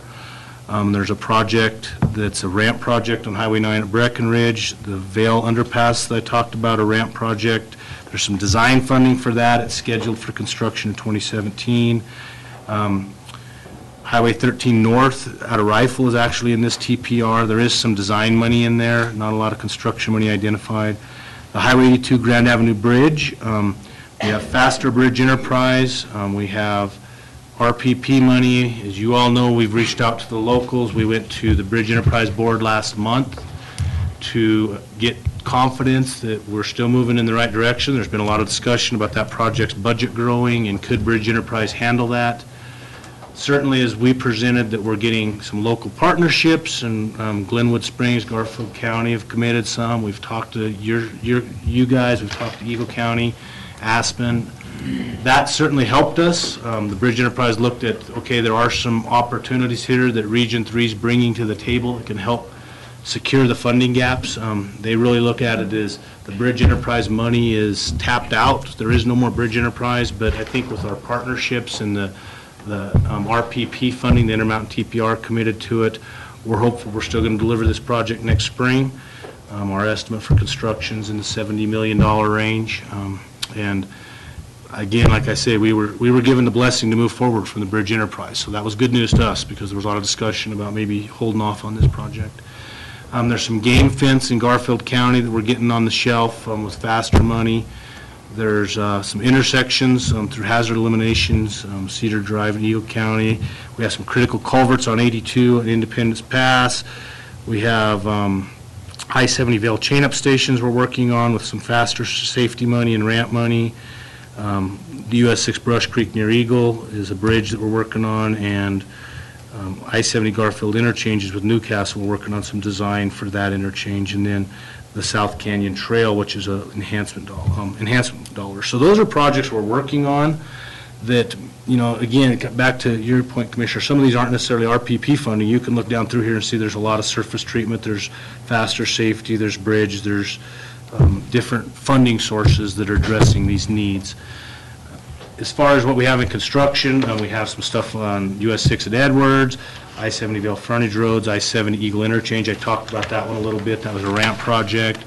Eagleville Bridges, which we're getting underway right now. It's going to have a crossover on I-70. That's going to be going on all winter. It's a pretty big project to do some bridge rehabilitation. I-70 West Vale Pass, some critical culvert work that we just had to re-advertise. Rainbow Drive in Summit County, Silverthorne, that's completed. Another project up on Highway 9 in Summit County that's still underway, should be completed by December. For the central program, some of the big points, Highway 82 Grand Avenue Bridge, we've talked a lot about that. I think you all are pretty well aware we stand on that one. The Carbondale project on 133 is hopefully still going to get done here at the end of October. It's running a little slow. They've had some tough weather here, as you all know, the last couple of weeks. So if we can get a break in weather, hopefully that project will wrap up before it gets too nasty there in Carbondale. We had a rifle slab replacement going on all summer. If you've drove that section I-70, you can see that's been a traffic tough one because we have to let concrete cure, so we're down to one lane closures quite a bit. Wildlife fencing project has completed on I-70. So those were some of the central program area projects that were in construction this year that completed. So I don't know if you have any questions or comments on the projects. Going back to the Grand Avenue Bridge, because you were here about a month ago, gave a presentation. So here, you've got an estimated cost of $72 million. When you and Joe were here about a month ago, I thought you said that you had about $90 million in the Faster Bridge Fund that was thought would be allocated to the bridge, and you were coming before all the municipalities and counties to try to make up a gap for what was going to be sort of amenities that pushed it from 90 to maybe 110 million. So the 72 to the 90, what? Yeah, sorry. The 70 million plus or minus there is construction costs. Total cost of the project, right-of-way cost, environmental cost, design cost is that $110 million we presented to you. So the total program cost is the $110 million. And there's, you're right, about 84 to $90 million of bridge enterprise money. So we are still short that additional funding. And what I presented here is the construction cost. So the total project cost is the 110. Okay, so when you went before the commission showing the support, the regional support, showing that this was a top priority for Region 3 TPR, that was to secure at least that 84 to 90 million to make sure that was secured. That wouldn't be siphoned off to a bridge construction on the Front Range. Right, and that was exactly our concern. Is the bridge enterprise? We were at that 10 to 20 million dollars short on budget. Bridge enterprise was saying we can't fund this with bridge enterprise money. So that became the jeopardy, if you will, of losing the project temporarily. Maybe even some other priorities. And the fact that we've been able to use some of our RPP funds, the TPR's prioritized that, the locals have committed at least over $6 million has made up that funding gap where the bridge enterprise felt confident that we could still deliver this project with the bridge enterprise funding that's been secured. And that's basically what they told us. Yes, at this point, you've shown how you're going to make up the funding gap. You can proceed forward. And again, that bridge enterprise fund is 84 to 90 million, which is secured. Yeah, you know, Commissioner, I don't know exactly, but that's, as I recall, it's between that 84 and 90 million dollars of BE funds that are secure for that project. But what you're saying is there would not be any additional funds going into that pot. From Bridge Enterprise, they've got a 5-year capital plan, and that was part of the issue. Bridge Enterprise said there are no Bridge Enterprise funds available for this project. You've got all you're going to get. Okay. So we have to make up other funding sources to deliver the project. All right, thanks. Okay. With that, I'll let traffic, Zane, if you'd like to kind of give some highlights on traffic. Sure. We're scheduled for just a few more minutes here, but we started a little bit late, so. I'll just go real quick through here, just kind of tell you a little bit about the traffic program. Starting on page 31, we just have some resources here, some contact leads for some of the major programs that we have in traffic. I will say that your staff pretty much knows all these folks, and we work with them frequently. But there's some names and numbers there if you need those. Also on page 32, we have some online resources to some common FAQs. So that's some places that you can go to get some answers to some of the questions that were commonly asked. Moving on to page 33, I'll just tell you about a couple of the projects that we have going on in this area. You won't see them listed on the list here, but really what we have going on up here, well, actually on page 34, towards the top there, you'll see that we do have Highway 82 as part of our region-wide epoxy striping project. So we've restriped all of Highway 82 with epoxy this year. The other major project that we have going on that we're working on is the signal replacement out here at Main and Mill. Unfortunately, we found out last week that we did not have anyone bid on that project, so we're kind of regrouping and trying to figure out how we're going to continue to deliver that project this fall and next spring. But that's kind of a setback for us there. So You did do some sign improvements on 82 Independence Pass too, right? yeah, thanks to you guys. You guys really supported the effort to raise the minimum fines up there and kind of worked hard, I know, to get that legislation changed. And that's happened, and so we've posted the signs up there, and I know that I read an article here a couple weeks ago about the first guy that got the big fine. And I don't know, hopefully it's helped a little bit this year. I don't know if we'll see everything, see all the results of that effort maybe until next year after the signs have been up for a little bit and the word's kind of gotten out, but hopefully that'll be a major improvement. It's been an issue for a long time up here. So. As part of that conversation, I think it was CDOT was going to put into place a signage, some turnaround areas on both sides of the pass. Have you started that, or will that be done by next summer? Or signage at the turnarounds, or additional turnarounds? Well, I thought it was. So it was signage. We both have identified areas like right before the winter closure gate on the Pickens County side. And on Lake County, I can't remember the mile marker off the top of my head, but there's kind of a last point to turn around. Right, and those were the two areas that were identified as kind of the last points to turn around before the fines kick in. And those are actually where the mile markers where fines kick in. And it was just signage. I don't think there needed to be any physical improvements. That's right. So that's an effort that we did last year. So for instance, on the Lake County side, you'll actually have to pass 3 signs before you're actually ticketed, like this gentleman was, there was in the article. He had to have passed a sign that said not to get on 82. Then he would have had to pass the sign with the fees. Then he would have had to pass the 3rd sign that said, here's your last chance to turn around. And he kept on going. And the fourth sign should have said, deposit your $1,000 in this.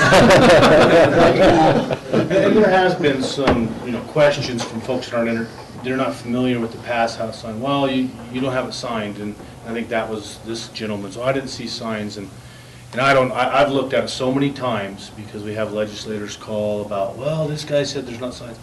If you drive up there and look, there's a lot of signs. There's a lot of signs. I mean, there's a nice place to turn around too. So I don't know what else you do other than enforcement of that. Yeah. The article, I can't remember it verbatim right now, but was referenced that, well, there should have been a sign further back, and I got the impression he was talking about the Buena Vista side of things. And that's the only thing I'm wondering is, should there be signs before you turn on 82 that say, you can't use this, just keep on going down to I-70 or something like that. I don't know. Yeah, there actually is a sign just a little ways north of Buena Vista that says, Independence Pass open, no vehicles over 35 feet, clear back there. And then there is not one right at the intersection, but then shortly after you turn onto 82, right near our maintenance barn, there's a big turnaround, and there's a sign there, of course, that says.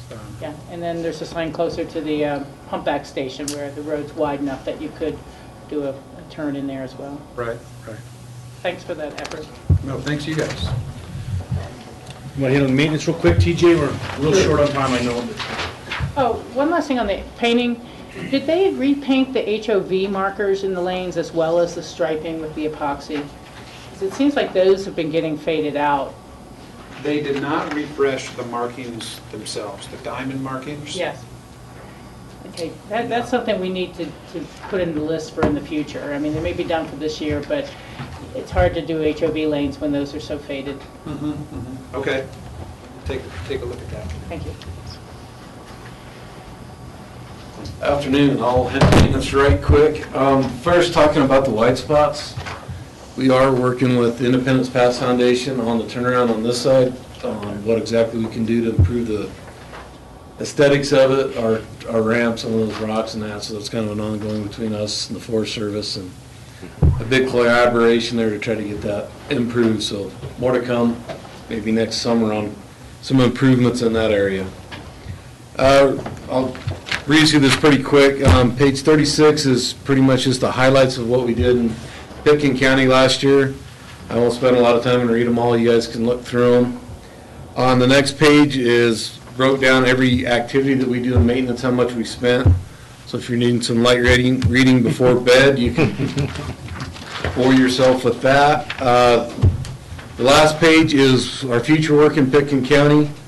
This is still continuing our efforts to improve Highway 82 with an additional 1,400 tons of paving above Old Town on 82. We got quite a few good patches up there last year, and if we can keep adding them to them, in a couple of years, we'll probably be able to tie everything together and put a chip seal on it and improve that road for quite a few years, because chances of ever seeing a major engineering project up there are pretty slim. So pretty much up to us to keep it held together. Plans for additional asphalt on 133 and 82. Of course, working on drainage, spraying noxious weeds, and then the one we always like to throw out is maintenance will continue partnering with Pitkin County and Independence Paths Foundations on issues related in the area, and just more than anything, a thanks for Pitkin County for Road and Bridge for all the help and work that, we collaborate together with and partner with on stuff. So it really helps us, and hopefully helps the county too. So that was pretty quick breeze through, but most of it I think you guys can read and fill in any of the other details. So get you back on track. Okay.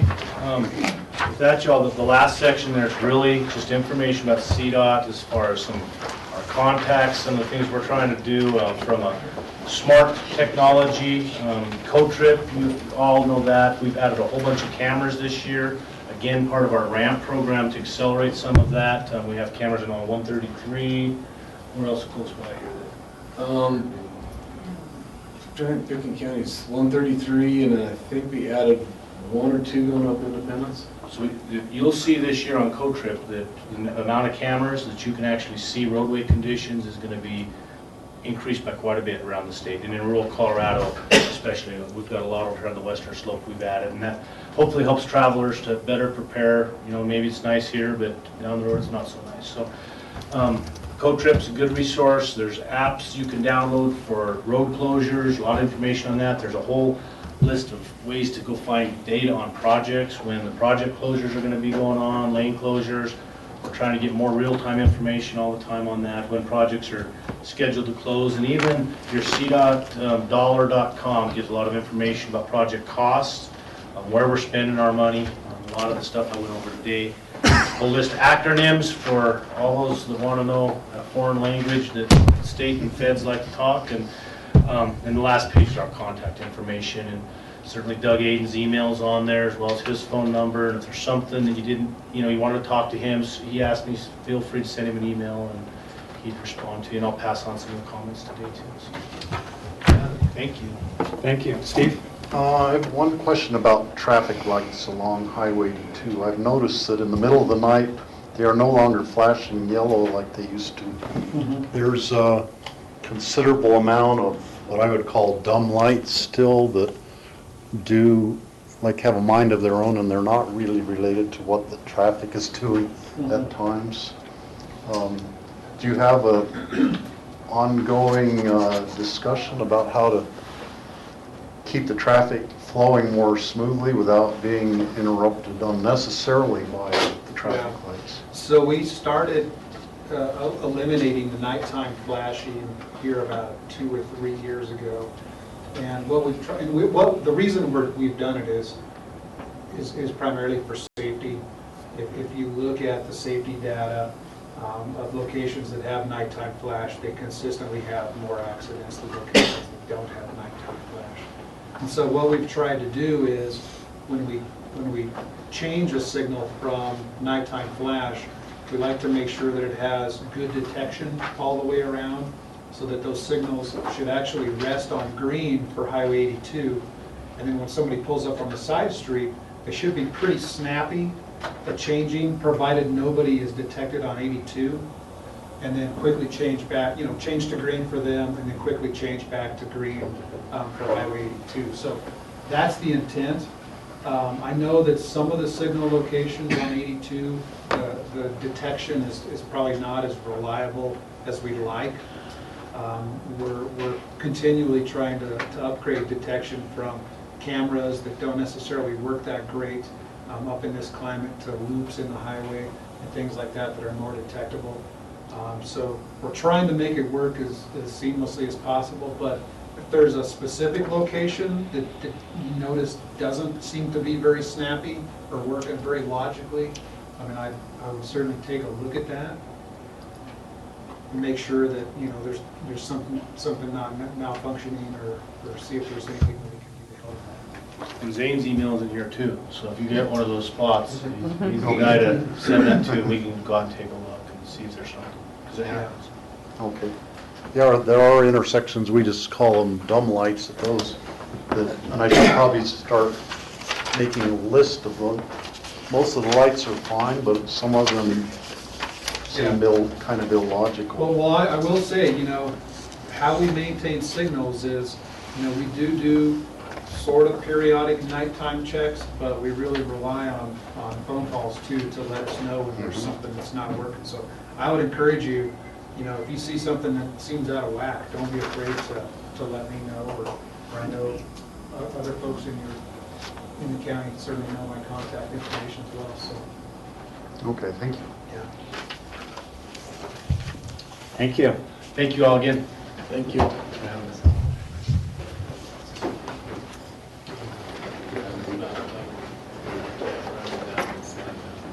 Next, we have a presentation from our clerk's office. Janice, she was here. She's here. She's behind the column. Yeah, she's behind the pillar here.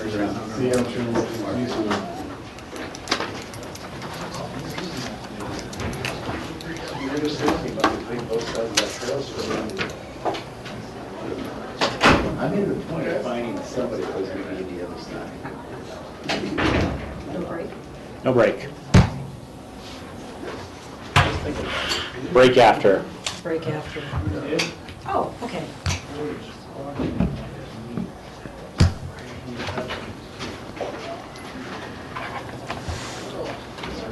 I might be using this just in case you have some questions. Sounds good. And I've got some. I got a big thing behind you.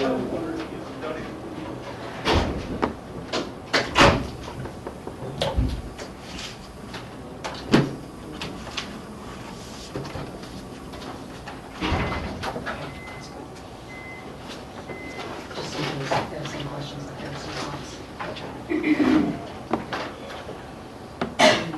Turn the light on.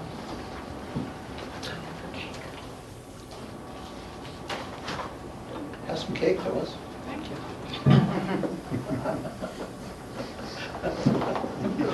A little sugar. Get the aspen leaf. Go ahead, we're on. All right, Keep we're going. on. Keep going. Yeah.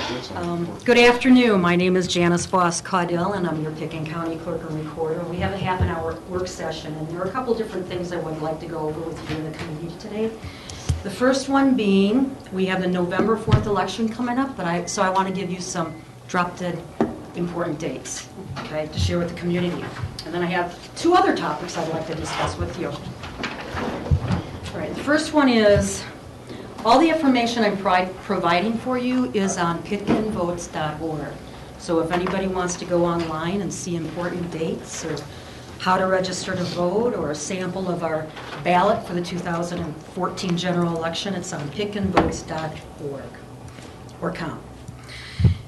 I wanted to just let you know that on September 20th, which was a Friday, we sent out all uniform and overseas citizen absentee ballots. We have about 200 voters who live overseas or are in the military in Pickens County. So those already dropped. They either were ballots that dropped or online voting, specifically important for the military because it's easier for them to online vote through emails. Okay. The second important drop-dead date is this week, and that is because of the Tabor notice. So last week in the mail, people should have last weekend seen in the mail their Blue Book, which reviews all the financial and the pros and cons of the state issues, okay, financial issues. And you should have seen in the mail a few days ago the Pickens County local Tabor notice, which includes the Aspen Ambulance District, as well as 2 basalt issues. Okay? So look for this in the mail. It will review for you information about our election and how we're implementing the election this year for the 2014 general.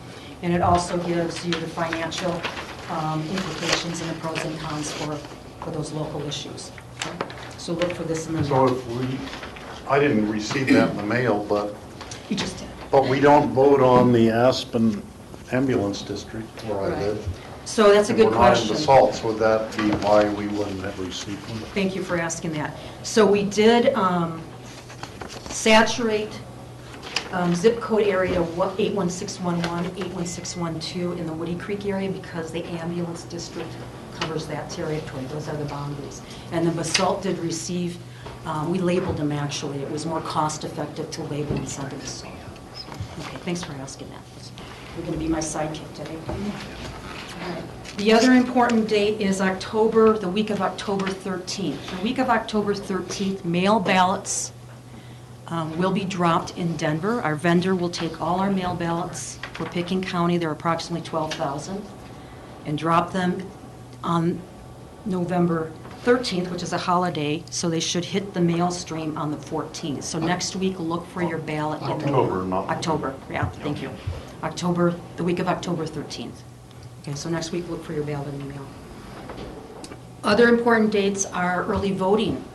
Early voting will be in this room, like historically it always has. It'll be the week of October 20th and the week of October 27th during business hours, 8:30 to 4:30, Monday through Friday, and on Saturdays in addition, from 10 to 2. So if you're in town on Saturday, stop by and vote if you wish to do so. And then again on Election Day, November 4th this year. November 4th, Election Day, we have 3 service centers that will be open. The first one will be in this room, okay, the Board of County Commissioner room from 7 to 7. The second service center that's open is in Snowmass Village Town Hall from 7 to 7, and the third one's the Basalt Grace Church, 7 to 7. So anyone who stops by any one of those service centers, you don't have to go to a specific one based on where you live.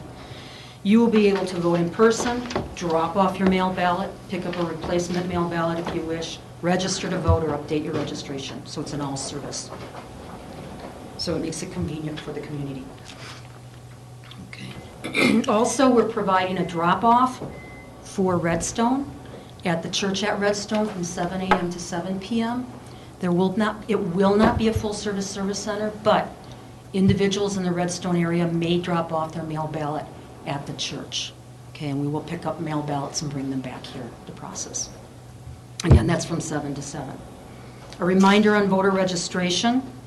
If you are a resident of Colorado for 22 days or more, and that cutoff is October 13th this year, you can register to vote up until and on election day and vote in this year's election. If you are in, if an agency, a voter registration agency approaches you to fill out a registration application, that needs to be to us by October 13th, and then they will stop. If you want to go online and receive a ballot in the mail, or if you're at the driver's license, getting your driver's license and fill out a form to receive a ballot in the mail, or you want to send in your application, register to vote, we will mail you a ballot up until 8 days before the election. If we receive anything after that, we will process your registration, but we will send you a letter telling you you have to go to a service center. We're not mailing you a ballot, okay? Rachel? Just a question on that, Janice. If you've never been registered in Colorado before, you can register online? You can register online up until 8 days before the election, and we will mail you a ballot. We'll still process it if you register after that, but we'll send you a letter telling you need to go to a service. Okay, I guess I was just wondering about the signature verification that's on mail-in ballots. So how do you have someone's signature to verify if they've not? It's associated with the Department of Revenue Motor Vehicle Division. So if someone doesn't have a driver's license, though, in Colorado, you would not have their signature You would have to online. have an ID, so then they'd have to stop in here, stop in our office, fill out a registration. That's what I was wondering. Is there any additional materials that people need to come to register? Do they need to show a rent lease or anything like that? Or If you are, not to get confused with coming to the poll and voting, okay, and the IDs that are required for voting, okay, which would be the example you just gave, a bill where you reside, or and there's a list online at pickandvotes.org what form of identification you need if you physically come in and vote. Okay. Okay. So if you register, most people show their driver's license. Okay, Thank or you. passport. Thank you. License. Okay, the third thing I want to mention was sample ballots. So we have sample ballots for anyone who is interested online at pickandvotes.org. We have some in our office. The sample ballot shows every candidate race and every issue or question on the ballot. Okay, so go online and review that. And the last thing I wanted to let you know, and the community know, that I'm meeting with you today. I'm meeting with Aspen, the city of Aspen, next Monday night to talk with them, same here. I'm meeting with Basalt Town Hall, and I'm meeting with Snowmass Village on the 20th. I've been meeting with caucuses. Emma Caucus sent out a newsletter, so we had information out that way. Thank you, George. I met with several caucuses. We have ads in the paper. We have a public notice, 2-page, huge public notice going out. I think it's either tomorrow or Thursday and one on Sunday. We're working through that right now. We have in-column ads in the week in Pickens County. Pat Bingham is putting in every week, Monday, something that's going on with the election, so we'll inform you of when the ballots are dropped, when you can early vote, and when you should vote at a service center. In addition, we have radio ads reminding people to register to vote when the ballots are dropped, vote on election day where the polling and service centers are open. Grassroots, we also have grassroots information, and we have a weather channel tag on the public weather channel. We have tag letting people know, register to vote, early voting, etc. Okay, I wanted to let you know how we're marketing that. We're getting the education outreach out. Okay. Do you have any questions on the process of the election before I go into my next topic, or important dates? Or anything you think people... Stamps. We are encouraging people to put 2 stamps on the envelopes. We by law, we just received all our ballots in our office last Friday. So we're telling people, encouraging them to stamp. It's always on the cusp, so it depends upon what you put in the envelope on the return piece. If you receive, what happens if somebody doesn't have enough postage on there? If we're advertising something that, if you drop it in the mail and you don't have enough postage, we will, in our office, work with the U.S. Postal Service and assure that we receive your ballot. Janice? The one comment that I get out there all the time is the districts for county commissioner elections, that it's a county-wide election, and even though it's a District 1 and 2 seat that are up for election, those ballot questions are county-wide, and everybody in the county gets to weigh in on those elections. I think that's a really important comment, and that's a good segue into my next topic. So we do have districts, commissioners have districts, but voting is at large. So we program the election so that all ballots, all electorate within the county of Pitkin County receive a ballot and have the right to vote on that candidate race. Which brings us to the next topic. And I want to apprise you as well as the public that we just discovered last week that the Aspen Ambulance District issue was printed on all ballots within the county of Pitkin County. Although the Aspen Ambulance District has boundaries within the county. So I want to assure that those registered voters who reside within the boundaries of the Aspen Ambulance District's votes will be counted for the ambulance district. Okay? If you feel that you are in the district, please vote on the issue. If you are unsure and you wish to vote on the issue, when your ballot is returned to us, we have a process in place that assures only those individuals, those registered electors who live within the boundaries, votes will be cast for that ambulance issue. Okay? And those individuals who live outside the district, we have a process in place, and their votes will not be counted for the ambulance district for that specific question. Okay? So I wanted to let you know. The other... Dennis, that could be important for Snowmass Creek area because the lower part of it is in the Aspen Ambulance District. Right. And I can go over specifically... If I could the districts. look at the map to see exactly where the line is and could get out an announcement Through the through our caucus. caucus website and at a meeting on October 20th and things like that, just to make sure that people who live on Lower Snowmass Creek Road realize that, or wherever the dividing line is exactly, that they would know they can vote on that and should vote on that. Sure. The other thing I wanted to mention is if anyone is in question, if you receive it and you vote on it, please be assured we have a process in place for an accurate outcome of the races. If someone wants to research whether they're in the district or not, you can go online to pickandvotes.org, click on that orange icon that lets you open up your own record. And on your record has your address, it has when we send the ballot, when you return it to us, but it also has all the districts you have the right to vote on, right? Based on your residence. So if somebody wants to do additional research, right? I want to express to you and the community that I am concerned about the confusion, especially for those individuals who did not live within the district. I regret that this may cause confusion, but please be assured that we have systems in place, and I can go over that with you. Please remind me. And happy to do that. But I can assure you that the race will have accurate outcomes. I'm open to any additional levels of assurance that you need from me, from the board, from the community. If you want to call me, anyone out in the community, to discuss the processes, what your concerns are, if what you need to be assured that this election has integrity, we have accurate outcomes, there's transparency, and that your ballot is counted anonymously, please call me.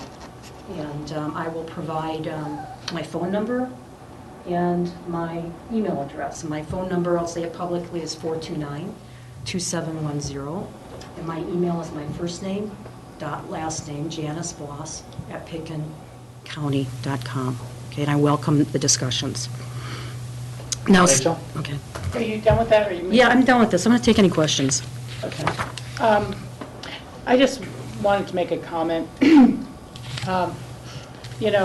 Errors happen, and I'm very reassured by the process of segmenting off the ballots who should not be voting on this issue when the actual count comes down. But I think it would be a good move, Janice, for you perhaps also to call those other fire/ambulance districts in Snowmass Village and Basalt and speak with their chief or their head of the organization and make sure they personally know so they can answer the questions for their constituents. And I think it's real important for us to be able to say right here at the table, we're not trying to expand the boundaries of the fire district or the ambulance district. We're not trying to step on any other district's toes. They provide excellent service. It's part of a network where we all give mutual aid, support each other. So this is not, there will be no, quote, double taxation.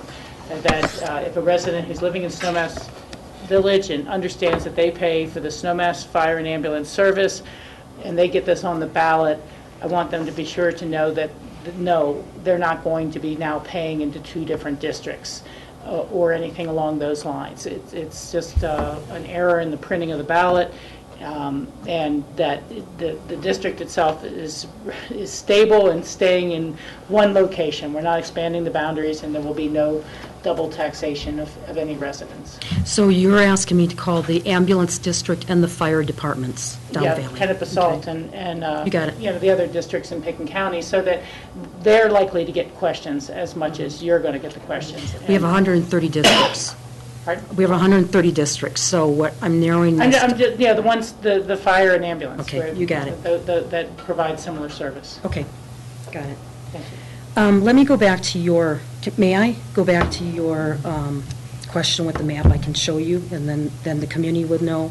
And what I can discuss with that is clearly who is in the boundary and who's not. But I also want to express, before I show you the map, is that, I commend my election staff for I understand how this happened. This is an anomaly in the system. There's no other home rule chart. There are 2 home rule charters in the state of Colorado, Weld County and Pickens County. There is no other special taxing district that is governed by the Board of County Commissioners in the state of Colorado, which is an anomaly. So I commend my staff for catching this early so we can put processes in place and assure an accurate outcome, okay, and to maintain the integrity of our community. Bill and I talked with John Ely immediately upon realizing this. John Ely sat down with us and talked through processes.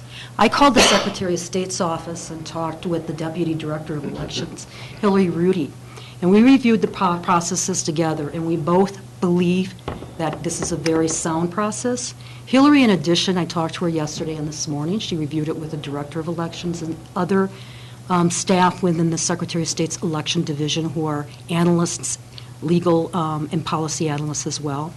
We feel it is a sound process, and I have full confidence that our outcomes will be accurate. Okay? So I just wanted to share that with the community. In addition, I asked Hillary if she could send somebody down from the Secretary of State's office just to watch, regulate, and confirm that our processes are in place and to assure an accurate outcome. And we will have somebody here in and out during the week of early voting, and most likely, and we will have somebody on Election Day as well, as far as I know it today. Okay.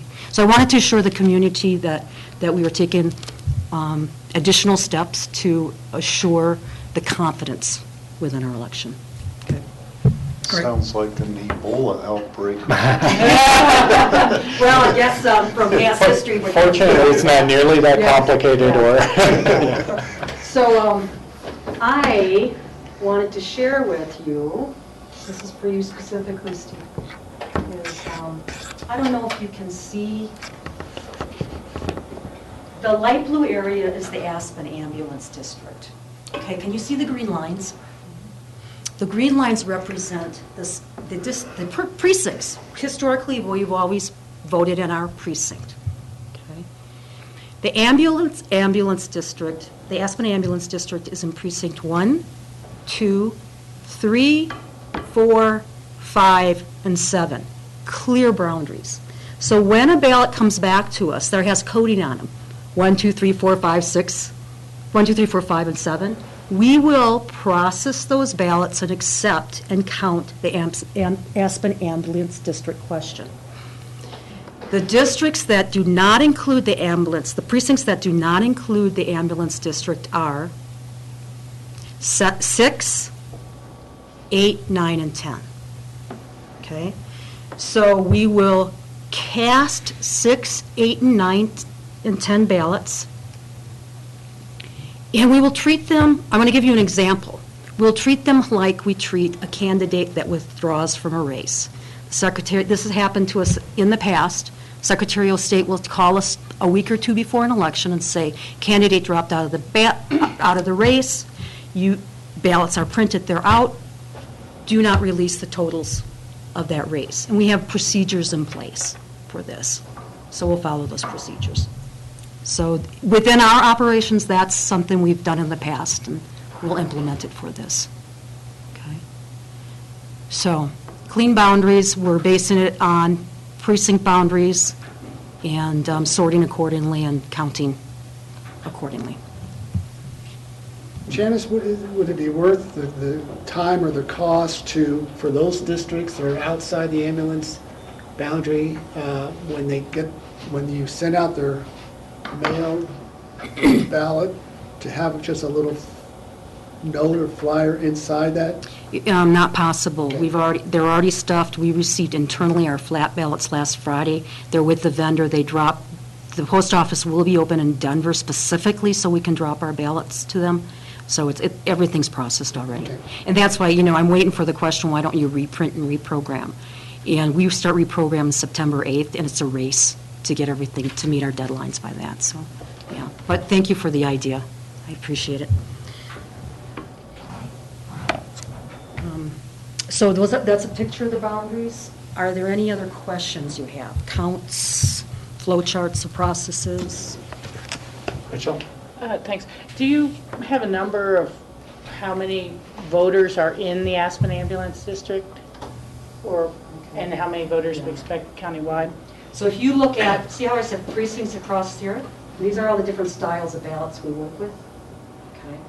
So the counts are precincts, these are the counts that are outside of the district, and these are the counts inside. So we have 7,542 people who live in the district, and 4,397 people who live outside. And just to refresh my memory too, that total 11,939, those are the people that are those are all the people that are getting ballots, even though we have a population here of 17,000. Because that is, how did we determine that? Is it active voters? Exactly. So it's people that have voted in an election over the last 2 years, is that the statistic? Those are active registered. So active registered voters are the only voters that are getting a mail ballot. If you care to vote and you are registered, it's not registered voters, because you can be registered and not be an active voter. An inactive registered voter is a voter whose we've sent mail to them, and the mail's come back undelivered. Yeah. Okay, and then they're flagged as inactive. So what I'm saying is, let's say you're an inactive voter in Pickens County, and you don't get a ballot in the mail, you can still vote in the county. You know what? Stop by our office. Stop by go the online. office, and you will become active by voting in this. And or you can stop at a service center on election day and vote, because your name is still in the registry as a registered voter. Exactly. Okay. So hopefully we'll get more people out there be active. And so people can update their mailing address with you as well, plain and simple, if their mail has been undelivered because they've moved a few times. If you didn't receive your ballot in the mail, that exactly what you're saying, Rachel, might be the case. You can go online to pickinvotes.org and look into your record and see why. Stop by our office. We'll get your replacement ballot. We'll void, and we'll get your replacement ballot. So, thank you. Happy to help everybody. Okay. Again, if there's anyone in the community that has a concern, please give me a call. If you want to know more details or anything about the processes, I'm happy to review it. Thank you. Okay, thank you. I have one last announcement. It's not about elections, but the Attorney General issued a press release this morning that all counties within the state of Colorado, as of now, are issuing same-sex marriages licenses. So I wanted to share that with you. Okay. Our Did we recording. issue any today? We're issuing. Our recording staff has worked hard this morning to make sure our documents are in place. We're doing a workaround, but we're able to issue them, and we'll be working with our vendor to program our computers to do so. So, yeah, as of this morning, the Attorney General sent out a release for the clerks to begin issuing same-sex marriage licenses. So, history. Sounds great. Yeah. Good Supreme Court decision. I had an email yesterday, and I had an individual stop in yesterday, but I haven't had any inquiries as of today yet. Yeah, now you guys think, do I really want to get married? I'm going to share with you. I love this story. I'm going to share it with the public because I think this is great. We work with young high school students during elections, and we were training one night, waiting for everybody to show up. And one of the high school students says, "What do you do here?" And I explained what we do in motor vehicle and what we do in recording, and what we do in clerk of the board and elections. And he says, "Oh, you're the happy place." I'm like, "What do you mean we're the happy place?" And he says, "Well, I turned 16 and I get my driver's license. That's happy. I get married here. I register to vote here. That's happy. I buy my first home and you register it." And he says, "That's a happy place." And I'd like to add, now we give marijuana licenses too. So, I wanted to share that with you. So just to let the community know, stop by our office. We're the happy place. Very good. Okay, we're scheduled for a break. Why don't we take 15 minutes? It's 39, that would be 55.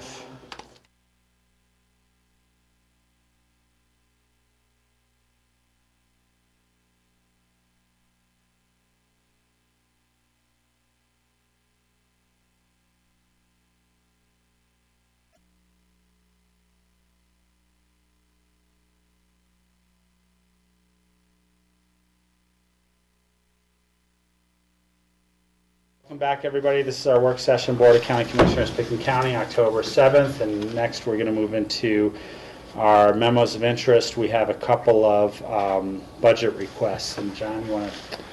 Yeah, we have Deb Nelson here, and I'll invite her up. These are both for improvement districts that we work with neighborhoods on, and we have some small requests, although not small relative to their budgets, in front of you today, and I turn it over to Deb to explain this. I'm Debbie Nelson, Special Projects Coordinator in the Finance Office. And back in the 80s, we did do a couple general improvement districts where the Board of County Commissioners is the ex officio board for those districts. It's really just two small neighborhoods, Redstone Ranch Acres and Twining Flats.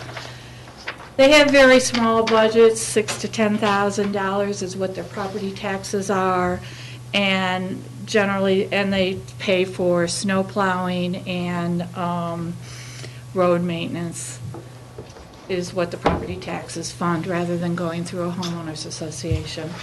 So Redstone Ranch Acres, every several years, wants to do a major road not a major road improvement, but grading on their roads. I think I don't know really the length of their road, but it's very short. So I don't generally budget for it. They usually come and request that they do it, so it usually takes the supplemental. And so they're asking to do road maintenance this year, and their snow removal for this year also went slightly over budget. So this first appropriation request or supplemental request asks for $5,000 or $6,000, a change of $5,000 to get to $6,000 for road maintenance, which is going to be for grading. Public Works Department has looked at what they've requested to do and passed on it. And then another $3,000 for snow removal. The 2014 projected fund balance after this supplemental would be $2,900. They generally need this level of maintenance every 3 or 4 years, and snow removal, their taxes cover the snow removal. Rachel? Thanks for the presentation on this, Deb. I was wondering, how well does this fund replenish itself? What are the annual revenues into the fund? The property taxes for Redstone Ranch amount to $8,000 a year, $8,600 a year. And their snow removal historically has been about 4 or 5. So, they're always squeezing out the maintenance and not doing as much maintenance as maybe they should be doing, but they get by. This taxing district has hit the mill levy rate restriction, which, the county hasn't had to deal with, but because these are so small, both of these districts have met the rate restriction. They're aware of it. Historically, a couple times we've tried to get them to increase their mill levy so that they had the monies to do it, and the district just doesn't want to do it. So they're used to living within their budget. Okay. It just strikes me that over time, not necessarily you, but through Public Works and the manager's office, we should ask them to submit more of a 5 or 10-year plan on these. Because I just hate to find us back in a situation. I mean, if they don't do the major grading every 4 years after it's replenished, so be it. I'm not trying to tell them what to do.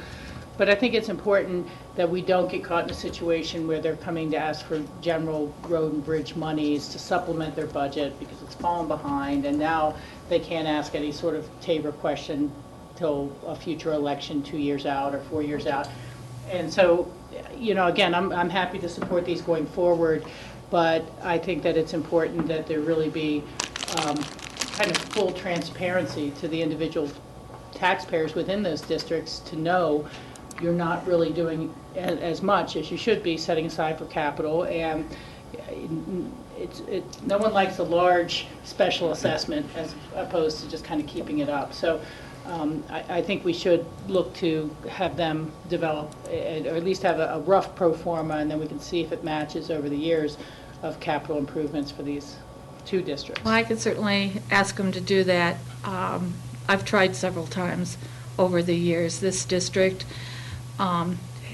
has, the roads are in poor condition, and they've never, the other general improvement districts that we approved in the 80s did that and got their roads up to an acceptable level, but this district didn't, and... Yeah, well, it strikes me in terms of fire access, are they going to be safe exactly. enough for those sort of things? And, again, whether it's developed them to us or through working with Brian to say, hey, this would be what I would submit as a budget if this was a county set of roads. But there are, health and safety issues if the fire trucks aren't able to get in. I agree. I mean, we've given, Bud and I went up there a couple times. You know how long ago that was. Right. My request on this going I think we've tried to get that. We've talked to them about increasing their mill levy at least 3 times, but it's probably been about 8 years since the last time I've done it. I had 2 questions, and it kind of applies to both these because they're just kind of general. I think this is the first I've seen special districts come for special appropriations out of what I would consider their budgets, not necessarily our budgets. It's because you're the ex officio board. Yeah. Okay. So that's kind of the first question: is where's our authority lie here? We're the ex officio board, so we oversee that they're managing their budget properly through the tax collections of the dollars. Is that how that works? You set their mill levies also. Yeah, you actually are acting as the board. These are set up in state statute as dependent special districts, right? General improvement Yeah, district. We're the board of this district. Is so that this would be what's called a public improvement district. Exactly. And they have the ability, the public improvement districts actually have the ability to provide all services that counties are authorized to provide, plus fire and water, I believe. And this title can only do roads. so and this then is if a you Title do, 32 district. it's not a Title 32. It's actually a different provision. There's Title all 32 kinds has of their own special board. districts. In this case, though, you guys sit as the board of the special district, so you actually make the decisions. Typically, then, the special districts will have some type of advisory board made up of residents and such that are recommending. That's my second question. Who's the asking body from this board? Was this discussed at like an HOA meeting where they say, we want to allocate this money, or is it one individual that has I'm going to make an extreme example here, one individual that has a grading company that says, oh, we should grade the roads, and I'll do it, and so I'm assuming there's some sort of board that asks for these monies. There's a road board, but we have had issues like that where the road got graded up to here and they never got to the top, and it has in this particular district. So somebody is managing because the request is coming from somewhere. Yeah, it's coming from the road board, but that doesn't, I don't know if they talked about it at a homeowners association meeting or if they even have a homeowners association. I mean, just to follow up on that briefly, these were approved with a service plan, and back in the 80s. Back in the 80s, and it seems that both we should make sure it's consistent with the service plan, because maybe the service plan references who makes the ask or how they are notified to make the ask, and I just haven't seen those either, and so I think matching this up to the service plan would be important. And yeah, I guess there was a service plan for them rather than just. Yeah, there would have to be something, so that would be what I think we should start with. We used to have more. We used to have Brush Creek and Holland Hills, and then when Brush Creek put the water in and Holland Hills put their water system in, then they became Title 32, and under Title 32, it's a separate board. So this is kind of just for roads, this and gutters is what this title. So this is a Title 30. Yeah, it's 30 Part either 5 or Right. 6. I can't So this remember is what it is. They have limited scope in what they're authorized to do anyway. Yeah. Yeah. So I'm sorry, I was off on a different kind of special district. Yeah, when and I- again, And a Title 32 has their own board. And public improvement districts are governed by the Board of County Commissioners, and they have a broader Yes. scope. So Yes. that's, yeah. Okay. So, I'm sorry. Just looking at comparing the two, Twining Flats has a pretty comfortable cushion. The Redstone Ranch has, I mean, they're using up their whole cushion right now just for grading and some gravel, pretty much. And I'm not familiar with that road, but it seems like if they have a culvert or a bridge or something that would need replacing at some time, they don't have the cushion to do that. And maybe they don't have those on the road, but I just. They don't have a bridge. They probably have some culverts. The difference between these two districts and the reason Twining Flats has a healthy fund balance is Twining Flats did approve, they did some major road improvements in the 80s, and then probably 6 or 7 years ago, they did overlay. And so that overlay, they haven't spent any maintenance money, so they've been they've been kind of taking the max of their mill levy and then saving that money for when they need patching from that major overlay. They've got a $65,000 loan 7 years ago. There's 2 years left on the debt service of that loan. So they're in good shape. And that's why the difference in the fund balance.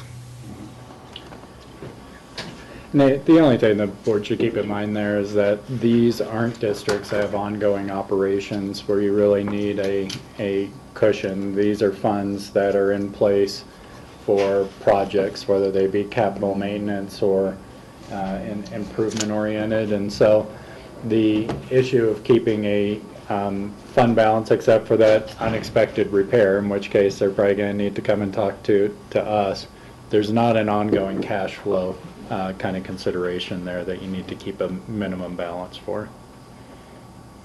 I put Twining Flats in here as long as I was doing it, just because they were so close on their plowing, because the plowing was such a big year last year, and I don't know what's going to happen in November and December.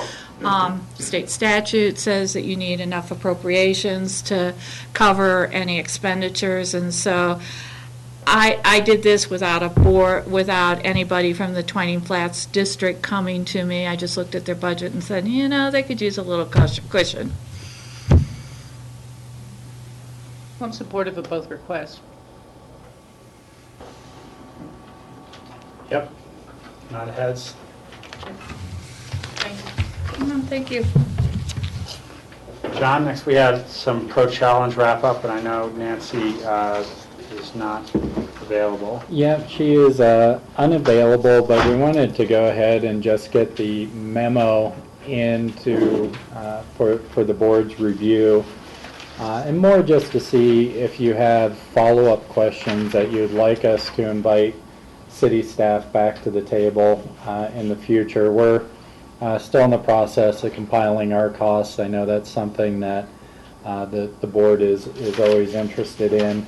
But this was a memo that was produced by city staff.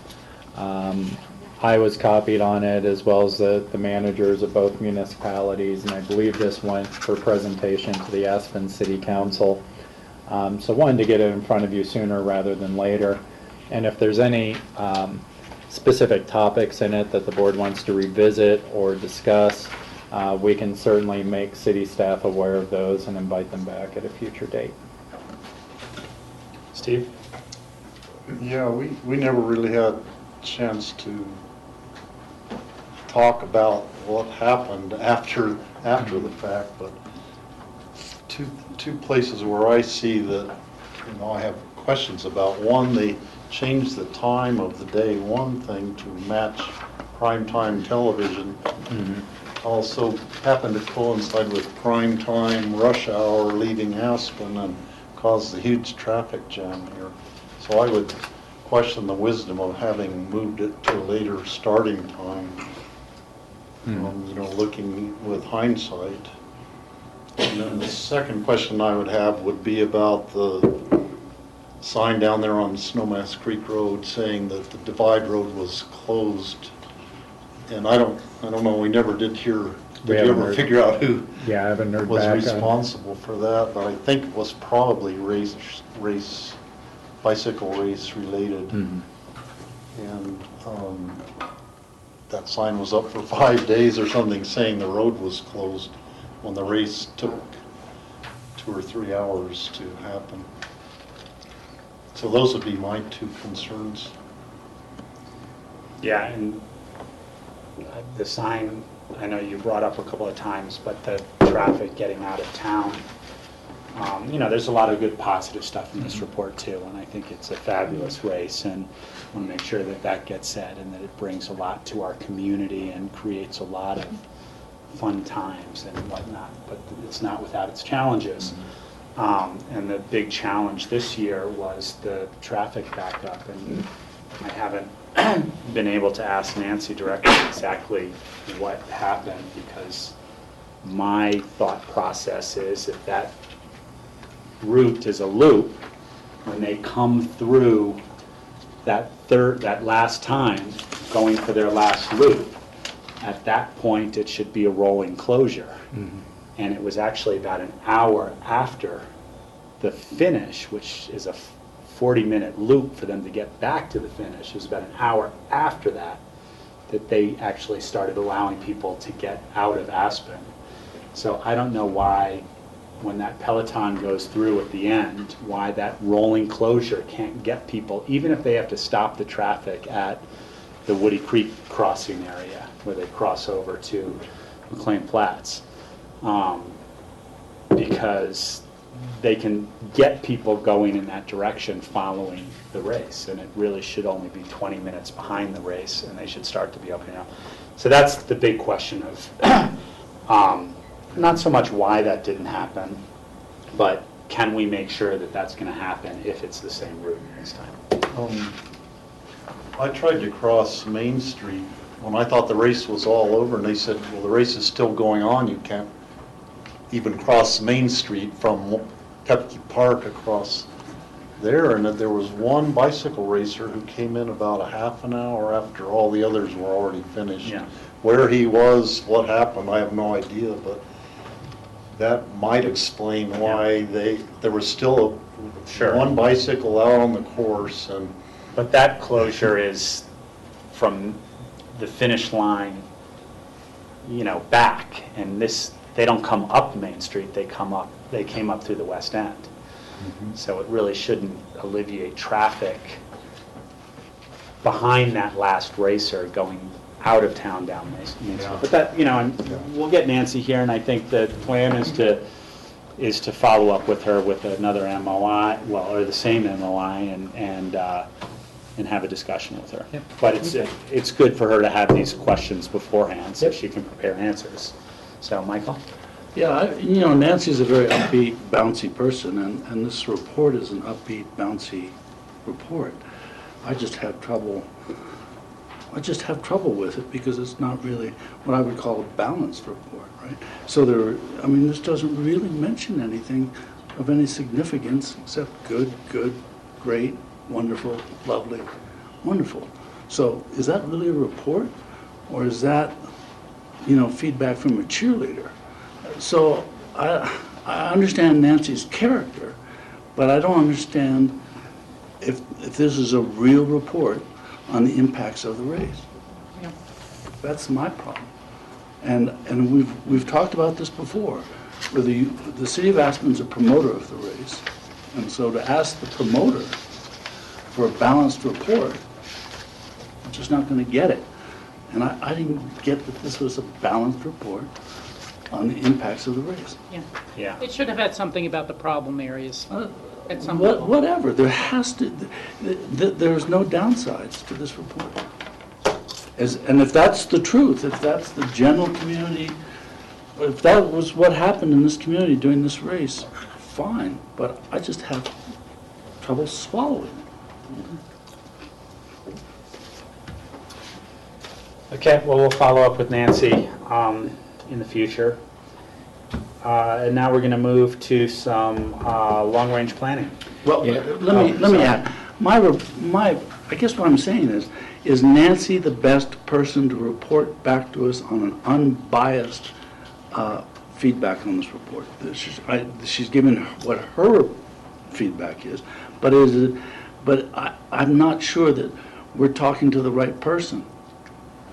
I mean, similarly, I'd love to see a report back by the sheriff's office, because they probably were the ones who dealt with more of the traffic complaints, or the APD, or something, just the various partners in hosting it. I mean, Steve's talking about not being able to cross Main Street. How many people experienced with Steve? Rob had a problem with the rolling closures that didn't happen. So, really, what's going on here? I mean, if that's 2 commissioners out of 5 who have some realistic feedback on the race, and that's a significant portion. That's 40% of the community. If you represent those numbers, and I don't see anything here that has anything close to that representation. So I'm saying it's fine to talk to Nancy, but really, is that a good? Are we getting the best analysis of this race that we can get?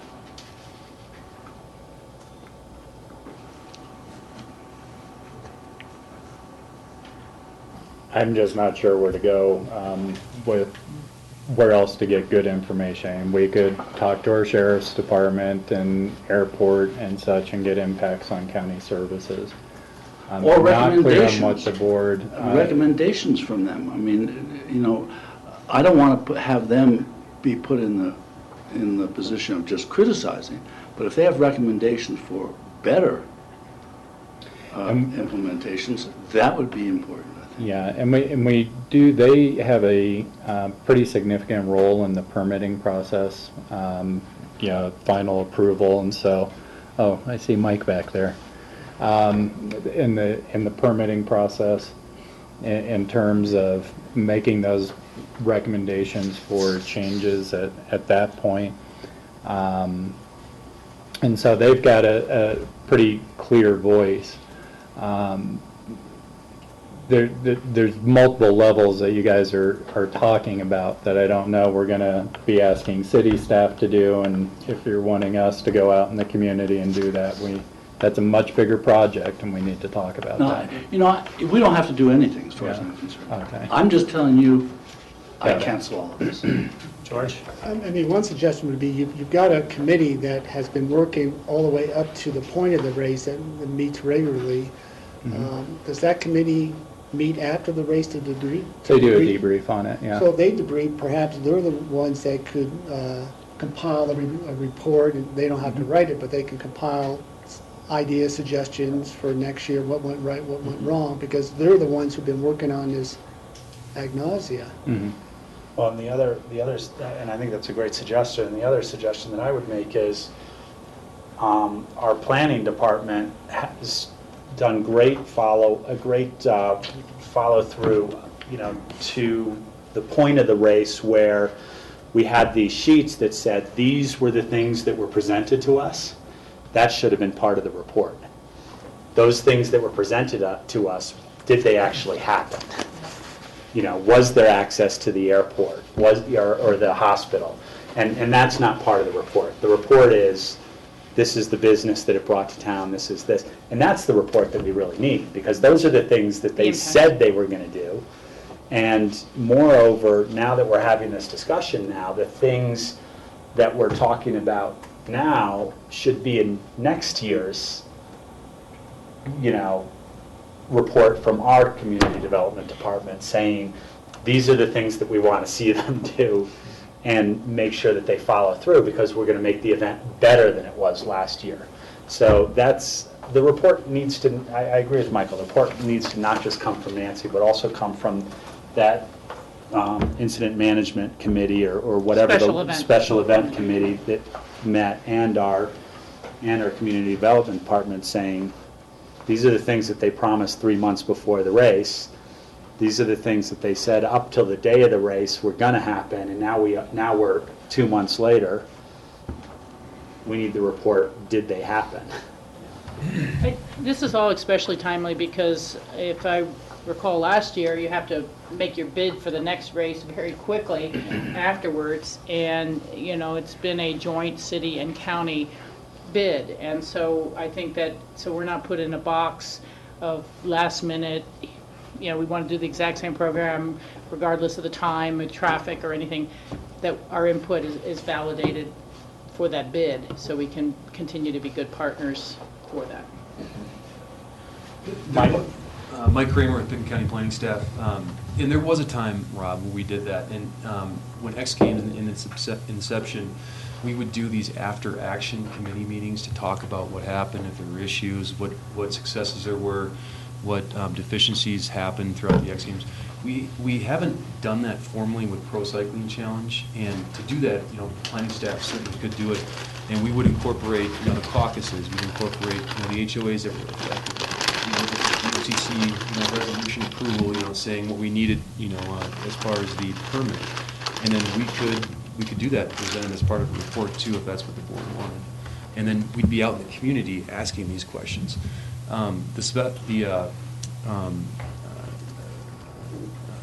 The Sheriff's Office and the Incident Command folks have put together the safety and comprise the plan for the Pro Cycling Challenge. They certainly do meet. They meet all the time in preparing for the event. They also, I think they debriefed after too, but theirs are mostly focused on how the Incident Command worked and how, if anyone got hurt, if there were any calls, it was more of a management type Incident Command, whereas planning staff could actually be out in the community and ask these questions to the caucuses and see if there were too long of traffic delays, if people were stuck in their houses for too long, things like that. And I think that's what I'm hearing from the board. For me, yep. Yeah. Or a balance of some sort of follow-up, maybe not to that extent, because that seems pretty extensive, but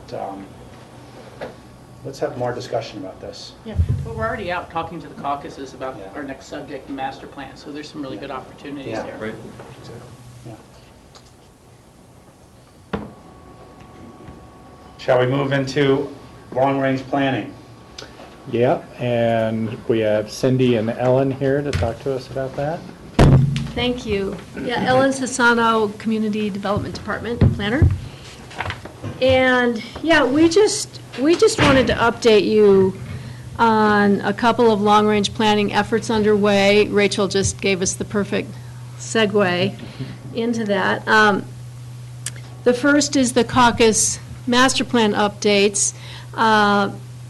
Let's see, we've had two caucus roundtable discussions since March, and the purpose of the roundtables has principally been to disseminate and share information, and they were both really well attended and I think fruitful. And since then, most of the caucuses, a few of them are not active at the moment, but most of them have taken the ball and run with it.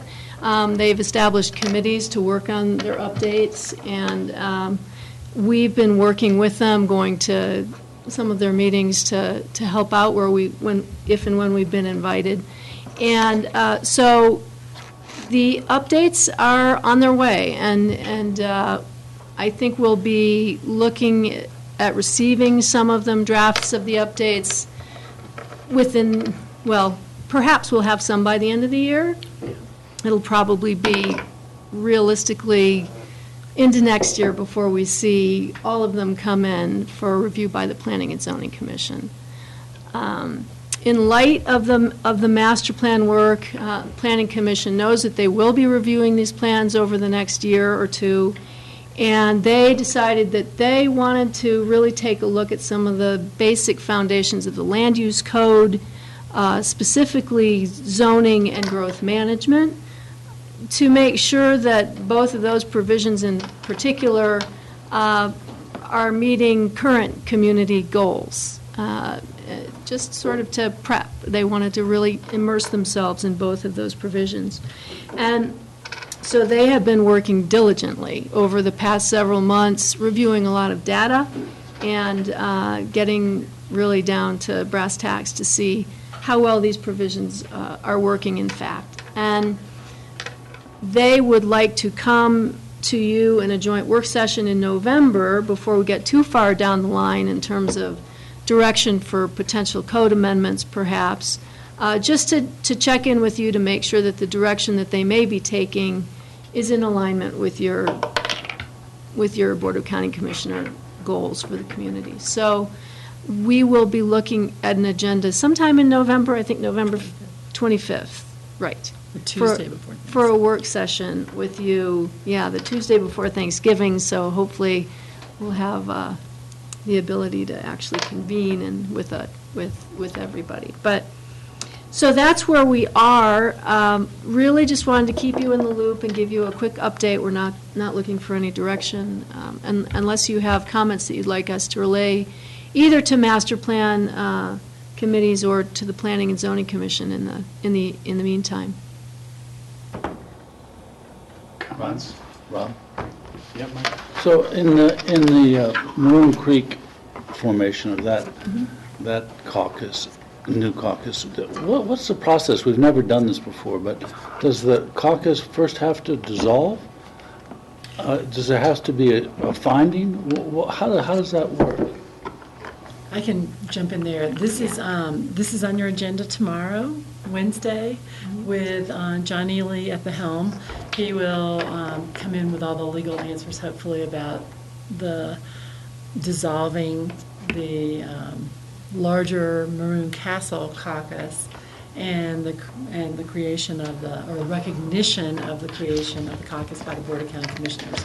We went through a work session a couple of weeks ago with the board and went through the home rule charter provisions, which basically tell the board that, or tell us that any citizen group can form a caucus. It's just whether or not the board recognizes that caucus through a resolution recognizing the caucus.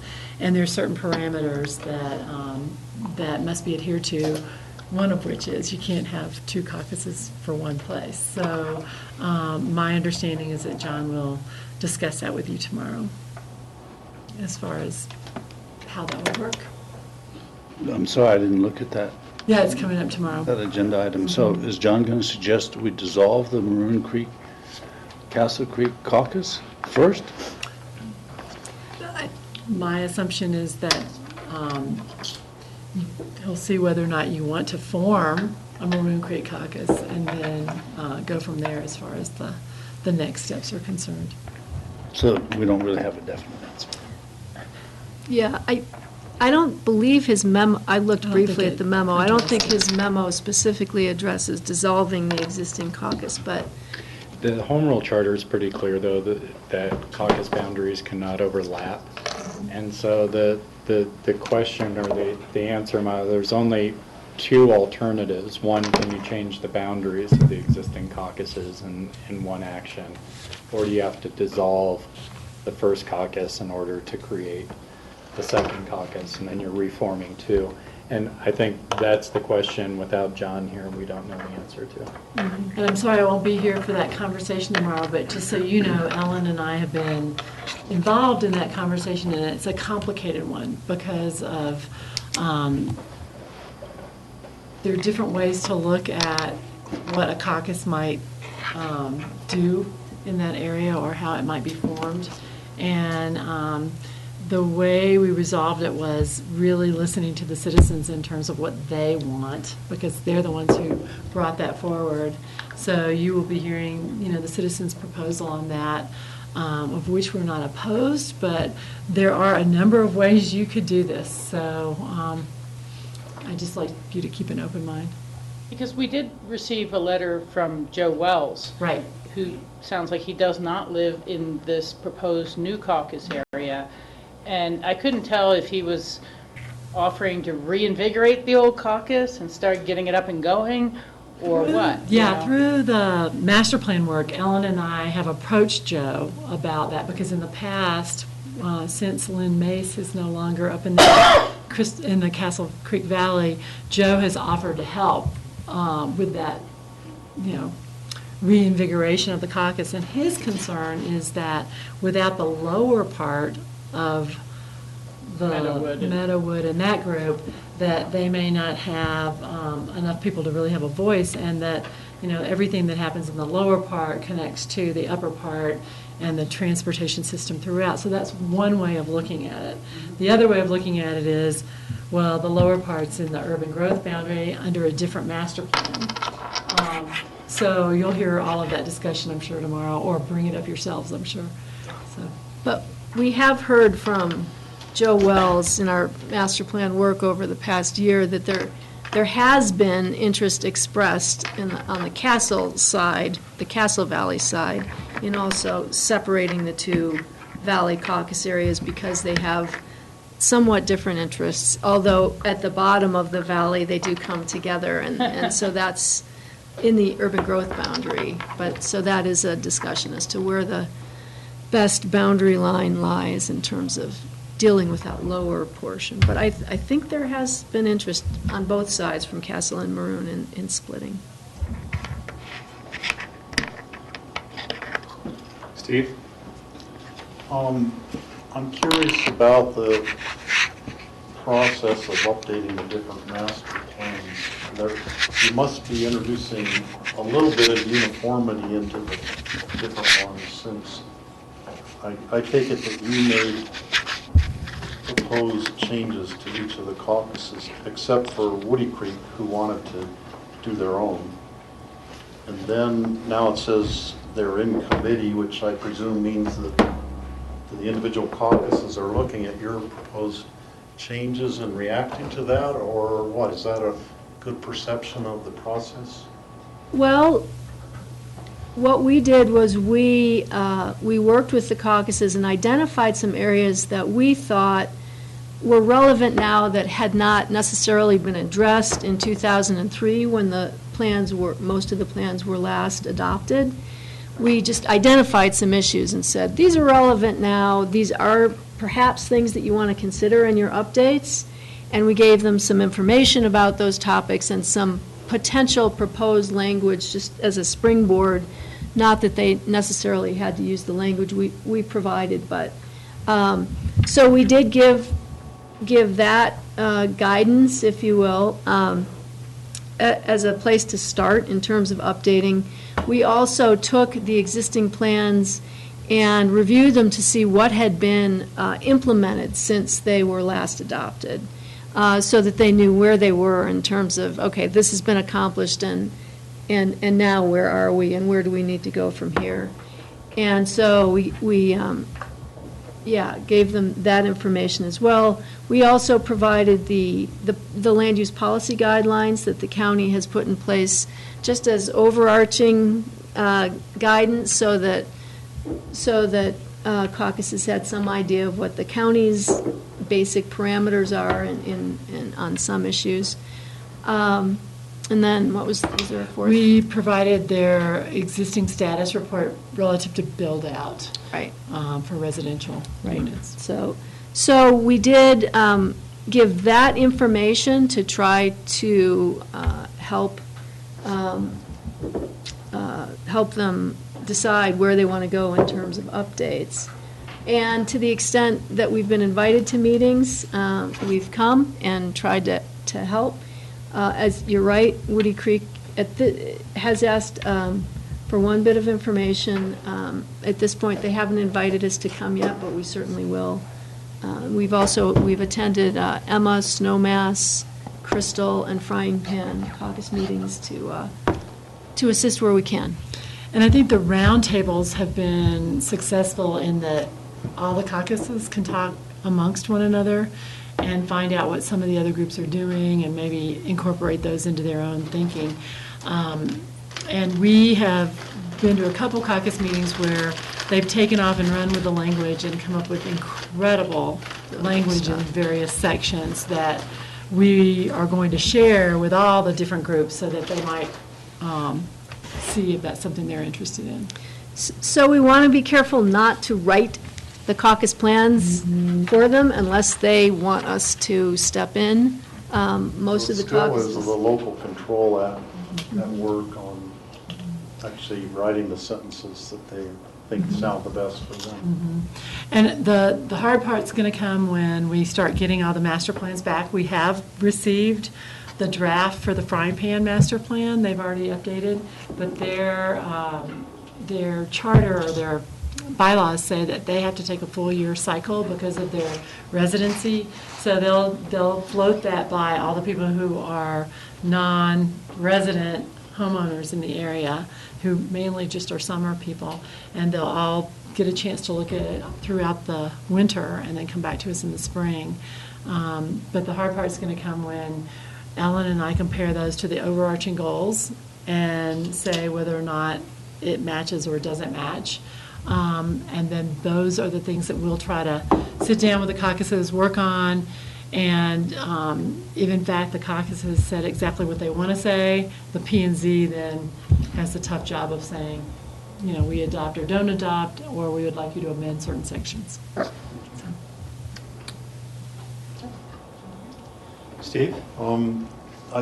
There's sort of, I think there's a reinvigoration of the caucus movement to some extent, and it's possibly brought on partly by the master plan review, partly maybe due to the marijuana regulations, different things, but the Snowmass Capitol Creek Caucus is holding the annual election.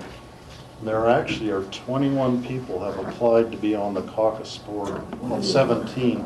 So there actually will be an election with 4 people not getting chosen to be on the caucus board.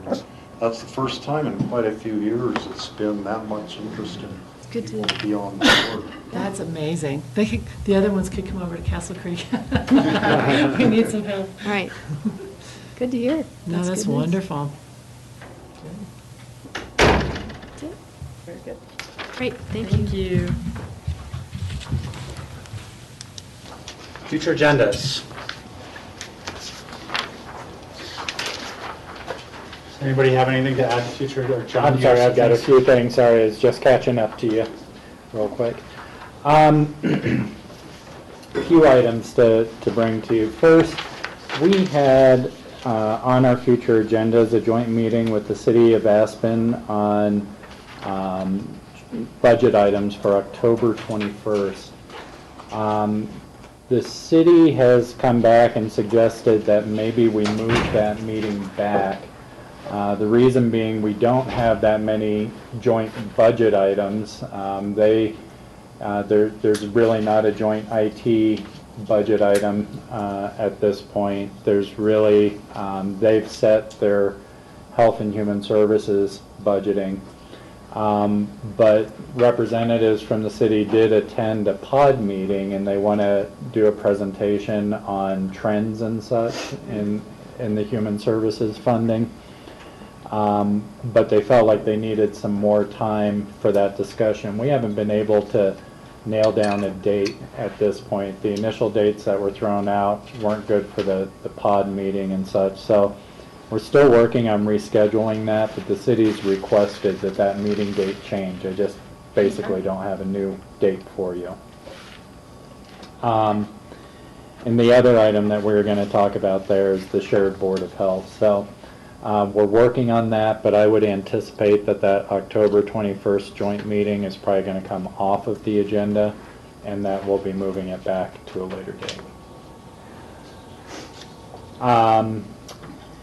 Other thing I wanted to bring back to you, we have a question hanging out from our last meeting about moving. Well, I wonder if we should wait for Michael to come back, because he was the one that raised some concerns about this. This was the December 3rd to December 4th. It does look like we would probably have, right now we did not have a budget meeting scheduled, but we could have a budget meeting on either the 3rd or the 4th to set us up for adoption by the 17th. Usually we do them a week apart. Our last meeting of the year for Northwest COG is on the 4th. I believe it's a short call-in meeting. Okay. It is something that we kind of do some year-end stuff for, so. So John, on the 21st, since we don't have a meeting with city, and right now it's a fairly light agenda, is that too premature to move one of the budget work sessions to that date? Would staff be ready or not? You could think about that. Let me think about that. Yeah, I'd want to ask Connie. I don't want to get on her bad side by Right. moving Yeah. the date. That was ready. You understand, right? The other questions, comments I have is on November 18th, we've done an exec set for just a half hour, and then we have to be out of the room by 4 p.m. And there's a couple other dates where we have to be out by 4 p.m. because of either city council coming in or another group. So, unless we want to rent space, we actually don't even have room for the 19th at this point. That will work for us. We just got it. Oh, did we just get it? The firehouse. I stand corrected. As About of an hour yesterday, ago. we were still working on it. on the 18th? 19th. Is that the date I just said? It says Yeah, I think the we have 18th, the you said, so the next day it says November. location to be determined. Oh, so the So 19th, that's Firehouse. okay, so the 19th, I understand in terms of the challenge for getting a room, but it's a ways off, but a half hour for an exec session is, Too short to do it. well, you never know, it depends on what Yeah. the issue is. Yeah. So anyway, there's We time. could probably move exec actually back over here to like the HR conference room or something. That just wasn't an appropriate venue for a Yeah. public meeting, so we'll work on that. We've had a heck of a time finding rooms, and it's going to become more difficult in 2015. We're not going to have the Rio Grande available at all again, so we're going to be in the same boat in terms of trying to schedule space. Right, well, I guess it'll be a discussion for budget, because I remember a year ago, we knew this was going to be coming up, especially 2015, 2016, to have better meeting space, so we wouldn't be kicked out of our regular meeting room. Till we build, we're not going to have better meeting space. That's going to be the challenge, yeah. At least meeting space that we control versus, do we want to rent space at a Meadows or what have you. John? Yeah. We've just kind of moved around through a lot of subjects. I need to go backwards here a little bit. Yeah. If we're canceling our joint work session with the Aspen City Council on the 21st for the reasons already discussed, I was hoping that we were add to that perhaps a discussion to the city about the Aspen Ambulance District vote, since we've not really had a presentation to them about it. And I don't know if we're into a different world now because it's formally on the ballot or what, but I think that it may not need to be a joint meeting, but I think we should have staff or someone show up at the city council meeting and be able to, at a work session level, take 10 minutes and let the city council know what is being asked of their taxpayers and why. And, potentially, we don't have one yet, but we could ask the city council if they would consider a resolution of support. And our board, even tomorrow, we don't have a resolution of support formally on the record, although I think our intention was clear to support this when we chose to put it on the ballot. So that's the one thing I'd like to see what we could do. You talking to Steve Barwick, if it could be added to one of their Monday regulars, public comment or something like that. But that is just a communication mistake that we've made of not talking to them more directly earlier on this summer.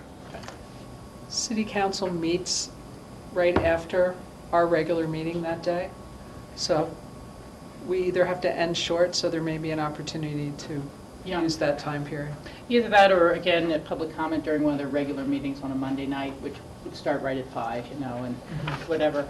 And then the other is just that we still have the EOTC meeting showing up at 2 different days on this future agendas. It's on Thursday, October 16th, and then it's also still listed as Thursday, October 23rd. And it's on the 16th. That should Okay, have come so off. one of those can come off. And it will be in Snowmass Village? Snowmass Village, yeah. And I will not be attending. I'll be at a memorial service.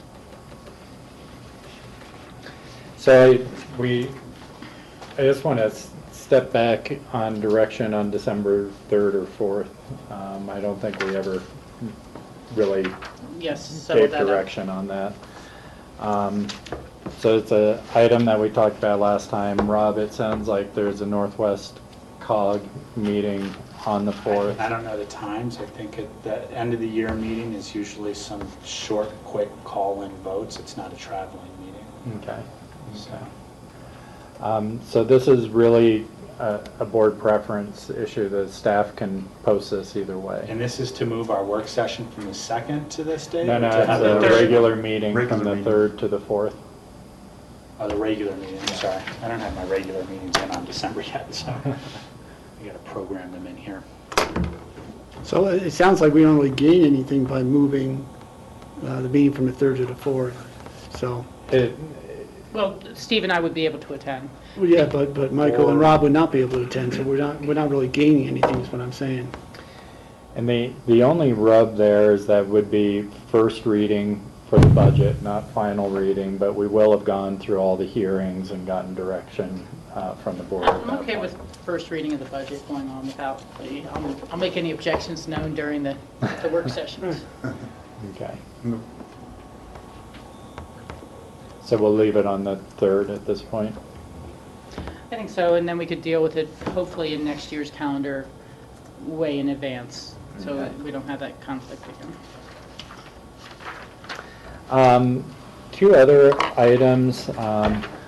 We have identified a slate of candidates to interview for the airport director position. What's happening out there in the airport world right now is there's a lot of positions open, there's a lot of competition, and so we're actually organizing our interviews pretty quickly because we have candidates that are applicants or finalists in other areas too, so we wanted to be sure we were in the mix there. So we are looking at October 16th and 17th. We are looking at multiple panels. And part of what I committed to you guys was to talk about some different touch point opportunities for the board in the process. And there are two that I would propose. One is on October 16th, we would like to have just a general meet and greet opportunity with all the candidates at the airport, which is an informal kind of process, but it's an opportunity for all the board members and community members, for that matter, to come in and meet the candidates, visit with them, and an opportunity then to share impressions with me. And that would be an opportunity for all board members to participate. We're also creating a community panel, which is going to have some community representatives from ACRA, SKICO, AABC, some of, different representatives. And it was my thought to have one or two, possibly the chair and vice chair, or however this board would like to do it, at least, not the whole board, but one or two board members participate in that more formal process and be able to give feedback. My thought on that would be to start with the chair or vice chair, but that's open for discussion, and that would be on October 17th from 8:30 to 1:30 and run through all the candidates. I'm at the memorial service, so I'm not even part of that conversation. Sorry. So It's okay, it's good. So in terms of the process, would that be at the 17th, would that be at the time to start to narrow down the candidates? Right now, we only have 3 candidates, so we're either going to have a final out of this group, or we're going to need to go back out. So I just wonder, I wonder if we could use sort of a similar format that we use when we were interviewing county manager, where we had the community panel meet, and then we had the BOCC meet, and at the same day, we were able to move candidates back and forth. The rub that I have, George, this really isn't a Board of Commissioners. No, I understand that. Yeah, and I'm a little cautious about us setting it up that way, given the home rule charter and how it lays out those responsibilities. And so, for example, if there's a difference between everyone else in the board on that candidate, I don't think there will be, I doubt it, but it sets up a governance question that I'm not really comfortable with.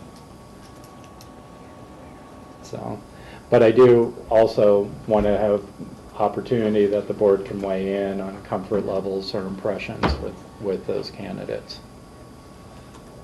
So are you asking which two board members are available on the 17th?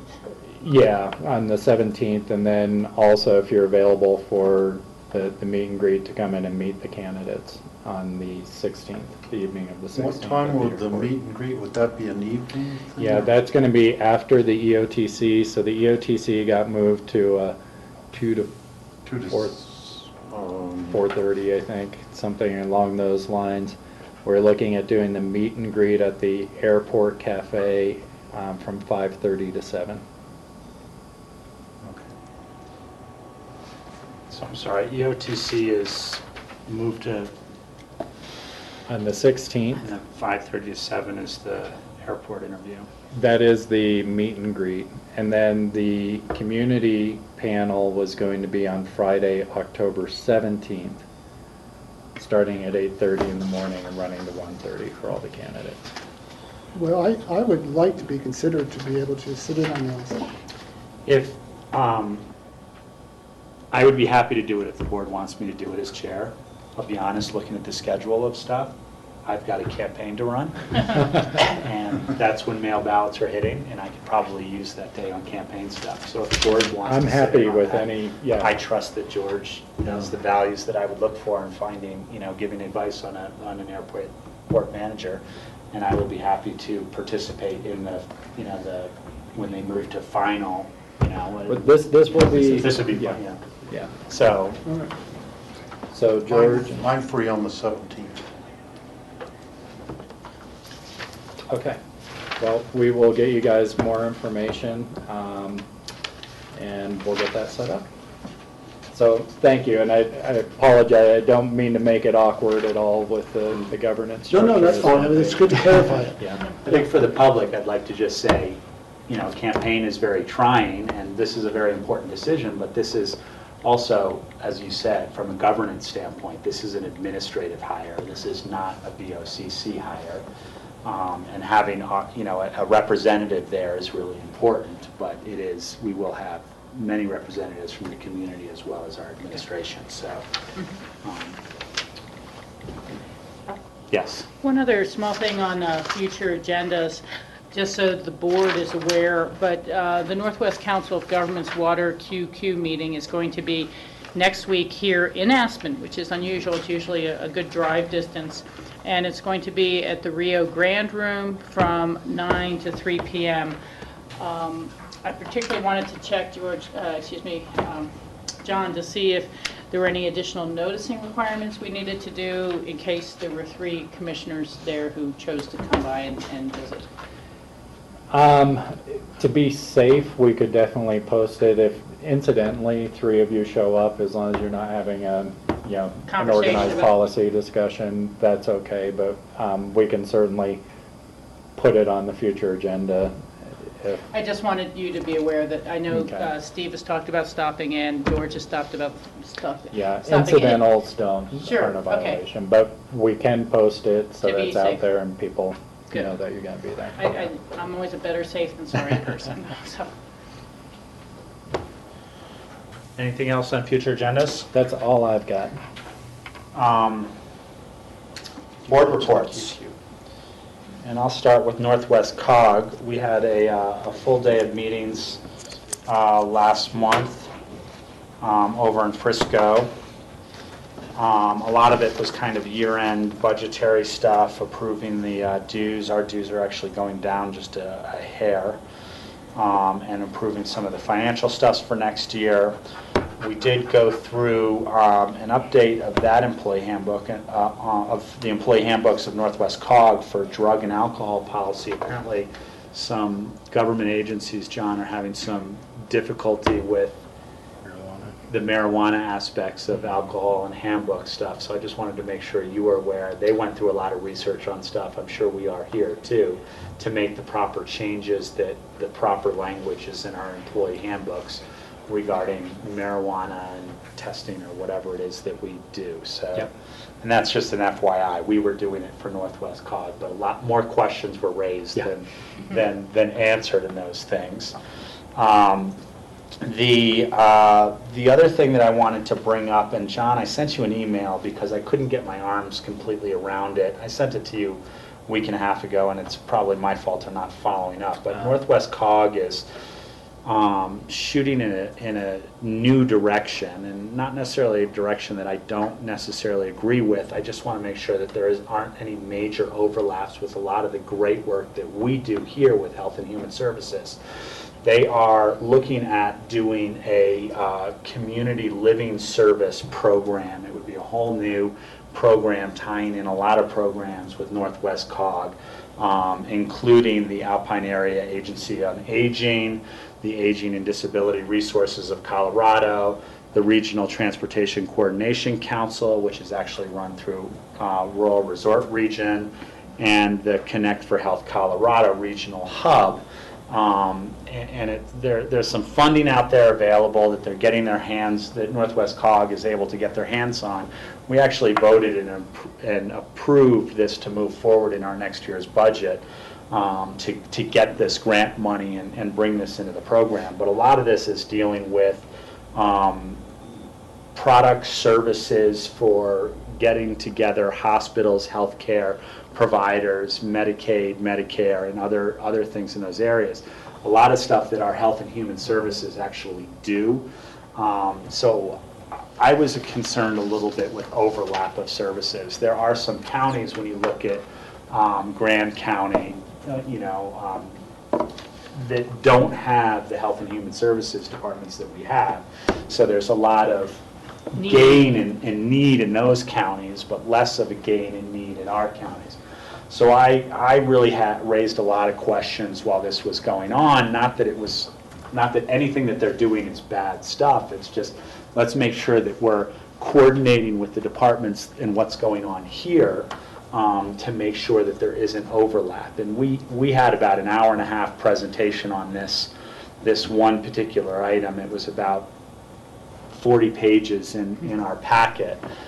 Because it's a whole new type of program that Northwest COG would be doing.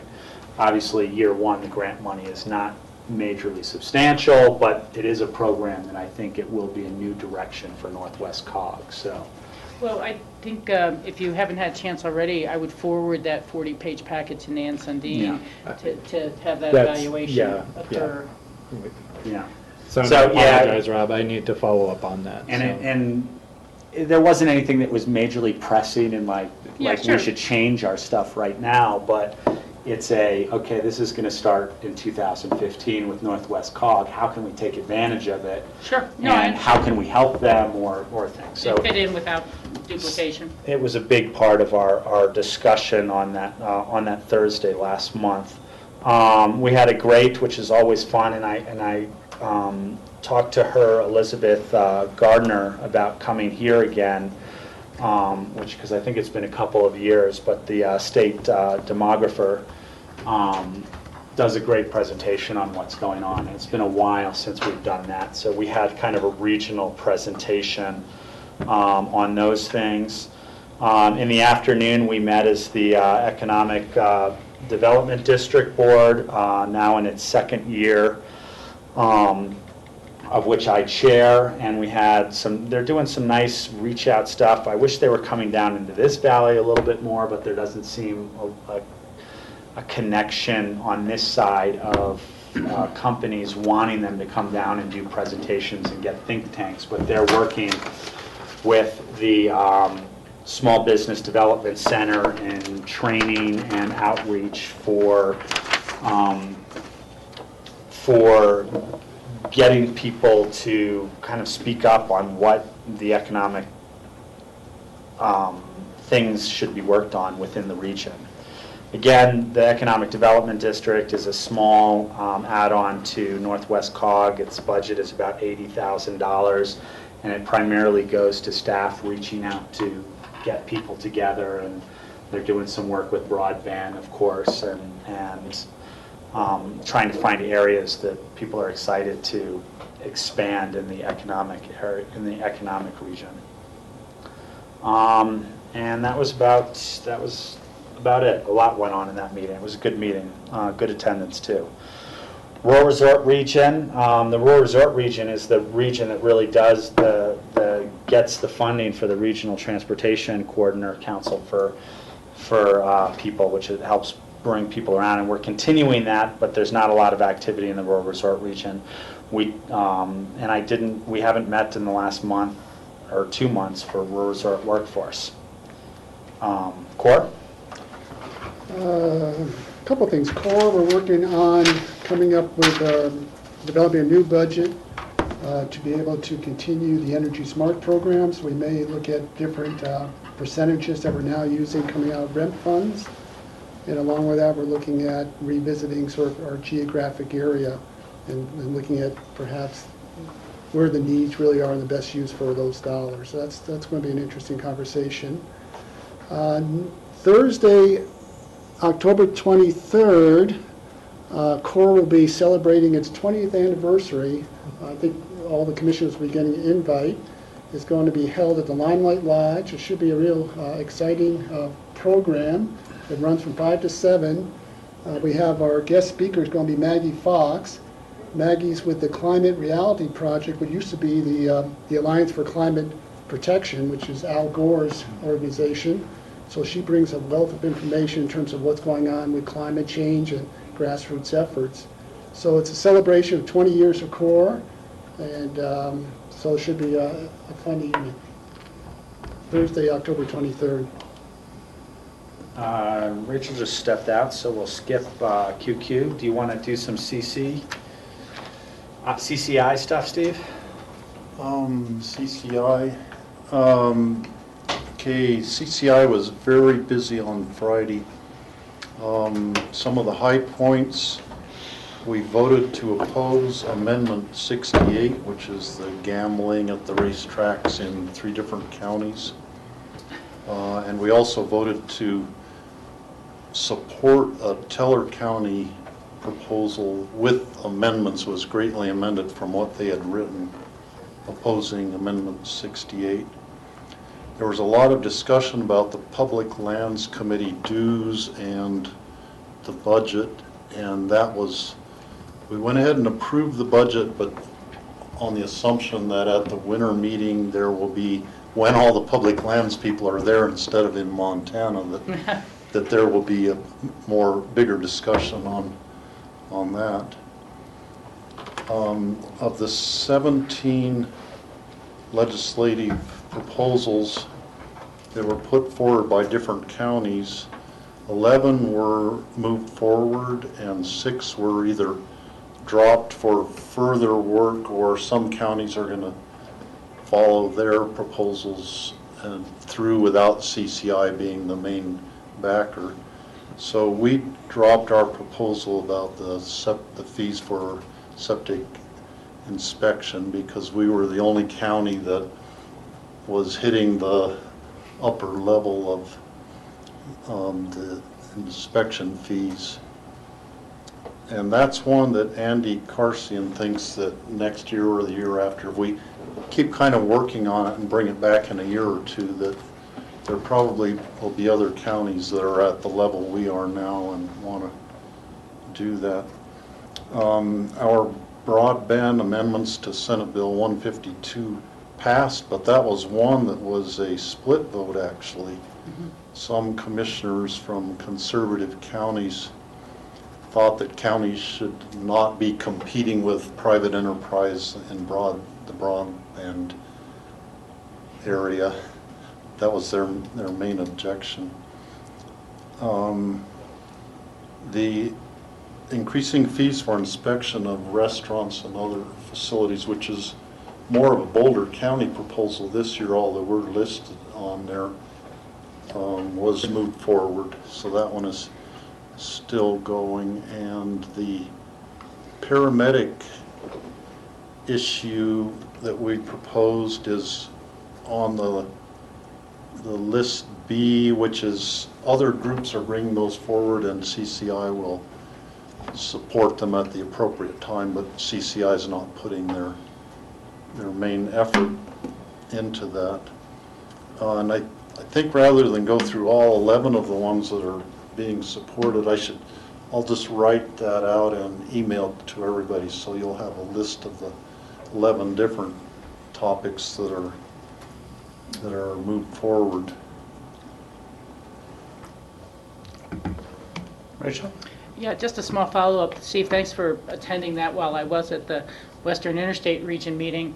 And I got an email from Tony Lombard, which I have forwarded to Phyllis, about the broadband bill.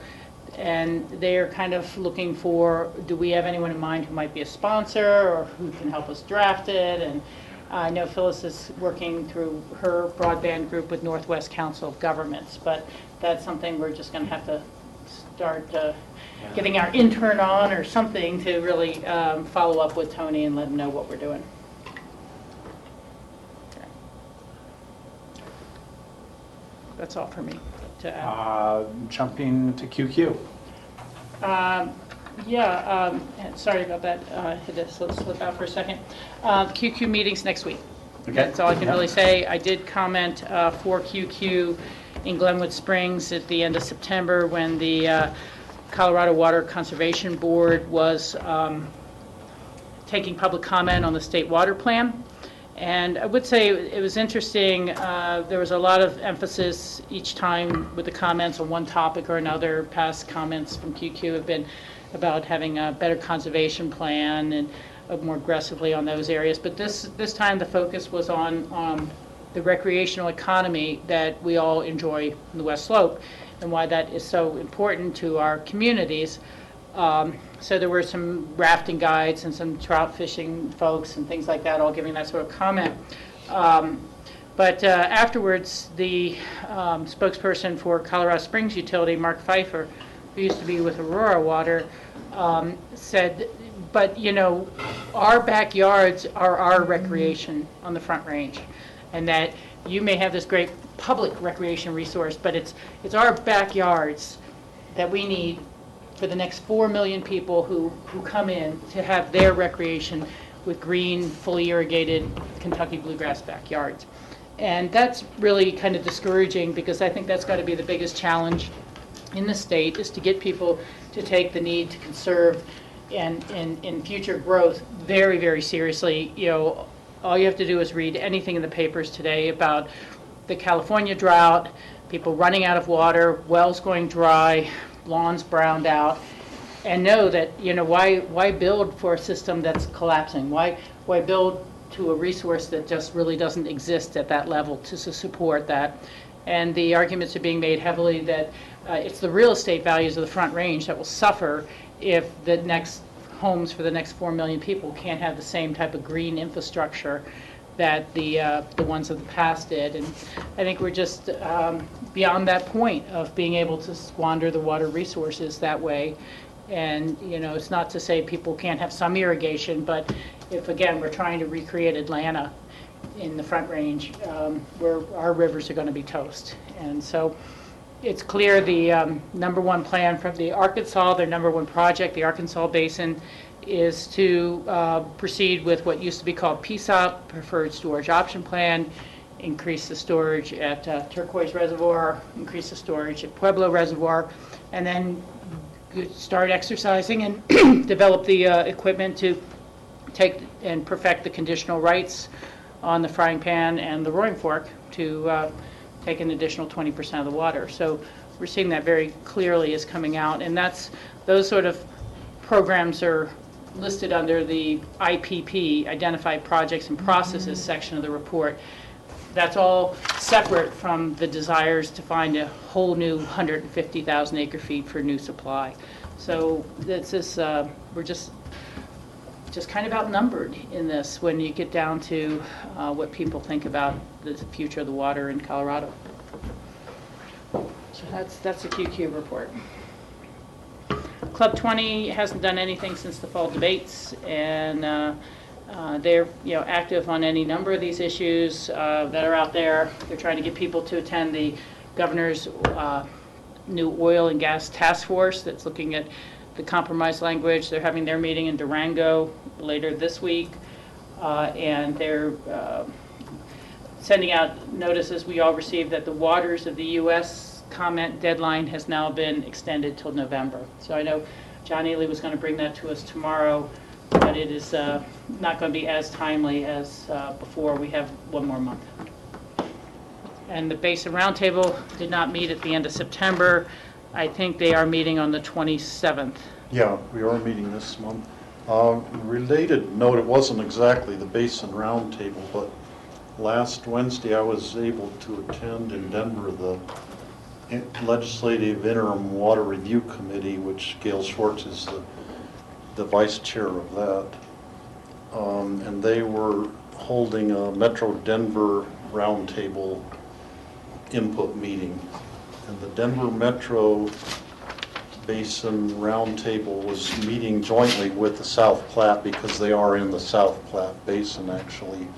So it was more a presentation about the South Platte Basin implementation plan.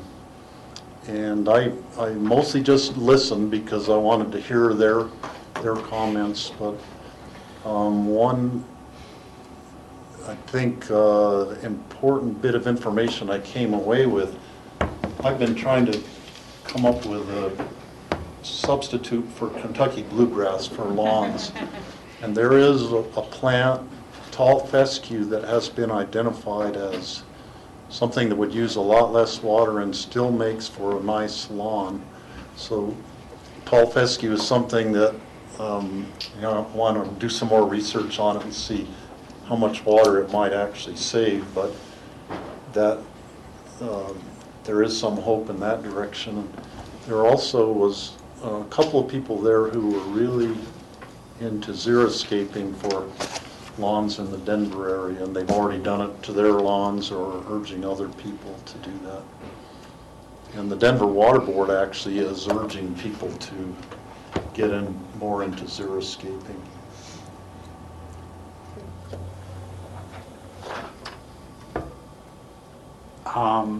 Ruapa, or do we cross?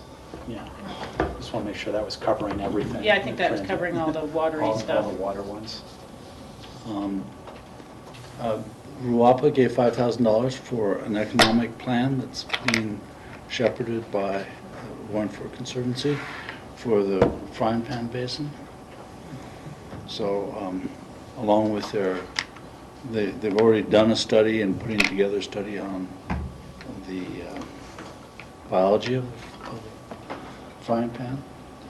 Accra endorsed the airport along with the Sky Hotel. They didn't publish that they'd endorsed the airport master plan and projections. So it's probably a little early to do that, but they did it anyway. And RAFTA's doing well.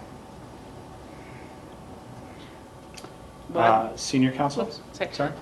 Michael, want to have you express our support, my support for ACRA supporting the Aspen ambulance question 1A, and I was glad to see that they did that. Well, John was there to present it. Very nice. No, sorry, John, I forgot to mention your No presentation. Senior council, there's the last meeting, there were three main topics that were talked about. One was Marty Ames is taking a proposal to the Aspen City Council for the possibility of moving the senior center to the old power plant building where the Aspen Art Museum is. We talked about the senior golf tournament, which was combined with the Mayor's Cup this year, and it was basically a flop. It didn't really work. The Mayor's Cup didn't work very well, and the senior golf tournament didn't work very well either. So I think next year something different will probably be pursued. And we had an update on the continuing care retirement facility in Basalt, which is still alive, kind of on life support at this time, but there are still people working on that and trying to move that forward.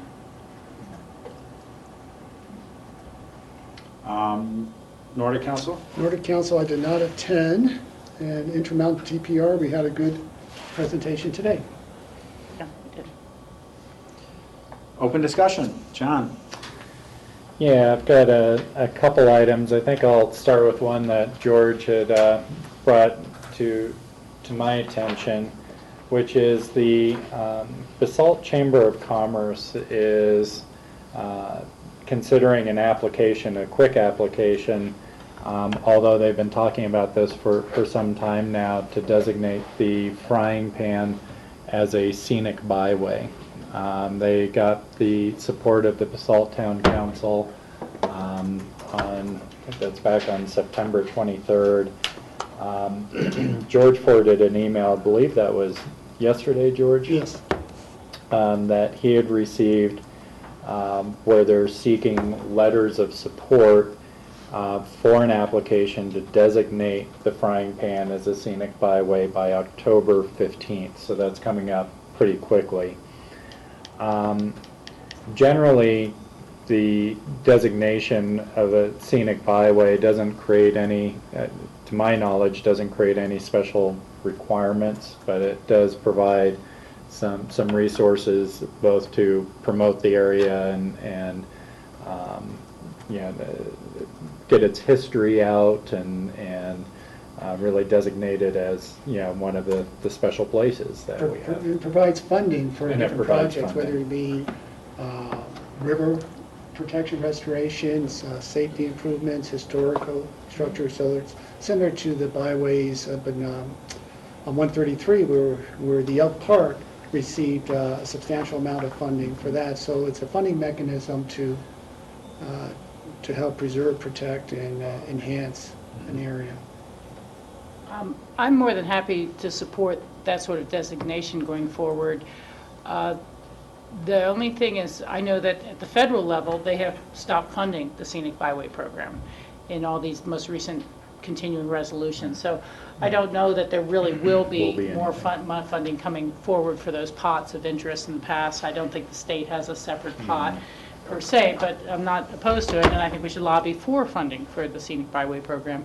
But I was under the impression that they had to be part of a complete loop. And with the Hagerman Pass up there, that's pretty much a box canyon. Do they have to be a loop, or can they be a one-way in, one-way out? What I understand is they're aware of that. I talked to the director of the chamber, and I talked to Dorothea, who's involved with the West Elk Byway, and they can be just out A and spur. back. Okay, Yeah. very good. Michael? Yeah, Ruapa was also asked for an endorsement of it, and I just actually got a copy of a letter. And the thought there was, well, we would endorse you studying further and telling us what the implications are, but we're not ready to endorse a scenic byway because we don't know all the implications. Some of the downsides for the Frying Pan Road are this is a very crowded road, and if you designate it as scenic byway, you get more people on a road that already doesn't have enough room for the people on it right now, including bicyclists, particularly bicyclists. So it was not a complete endorsement, but it was, let's look into it forward. You know, questions, does it have to be a loop? Is there funding available? Do we have to make improvements to the road?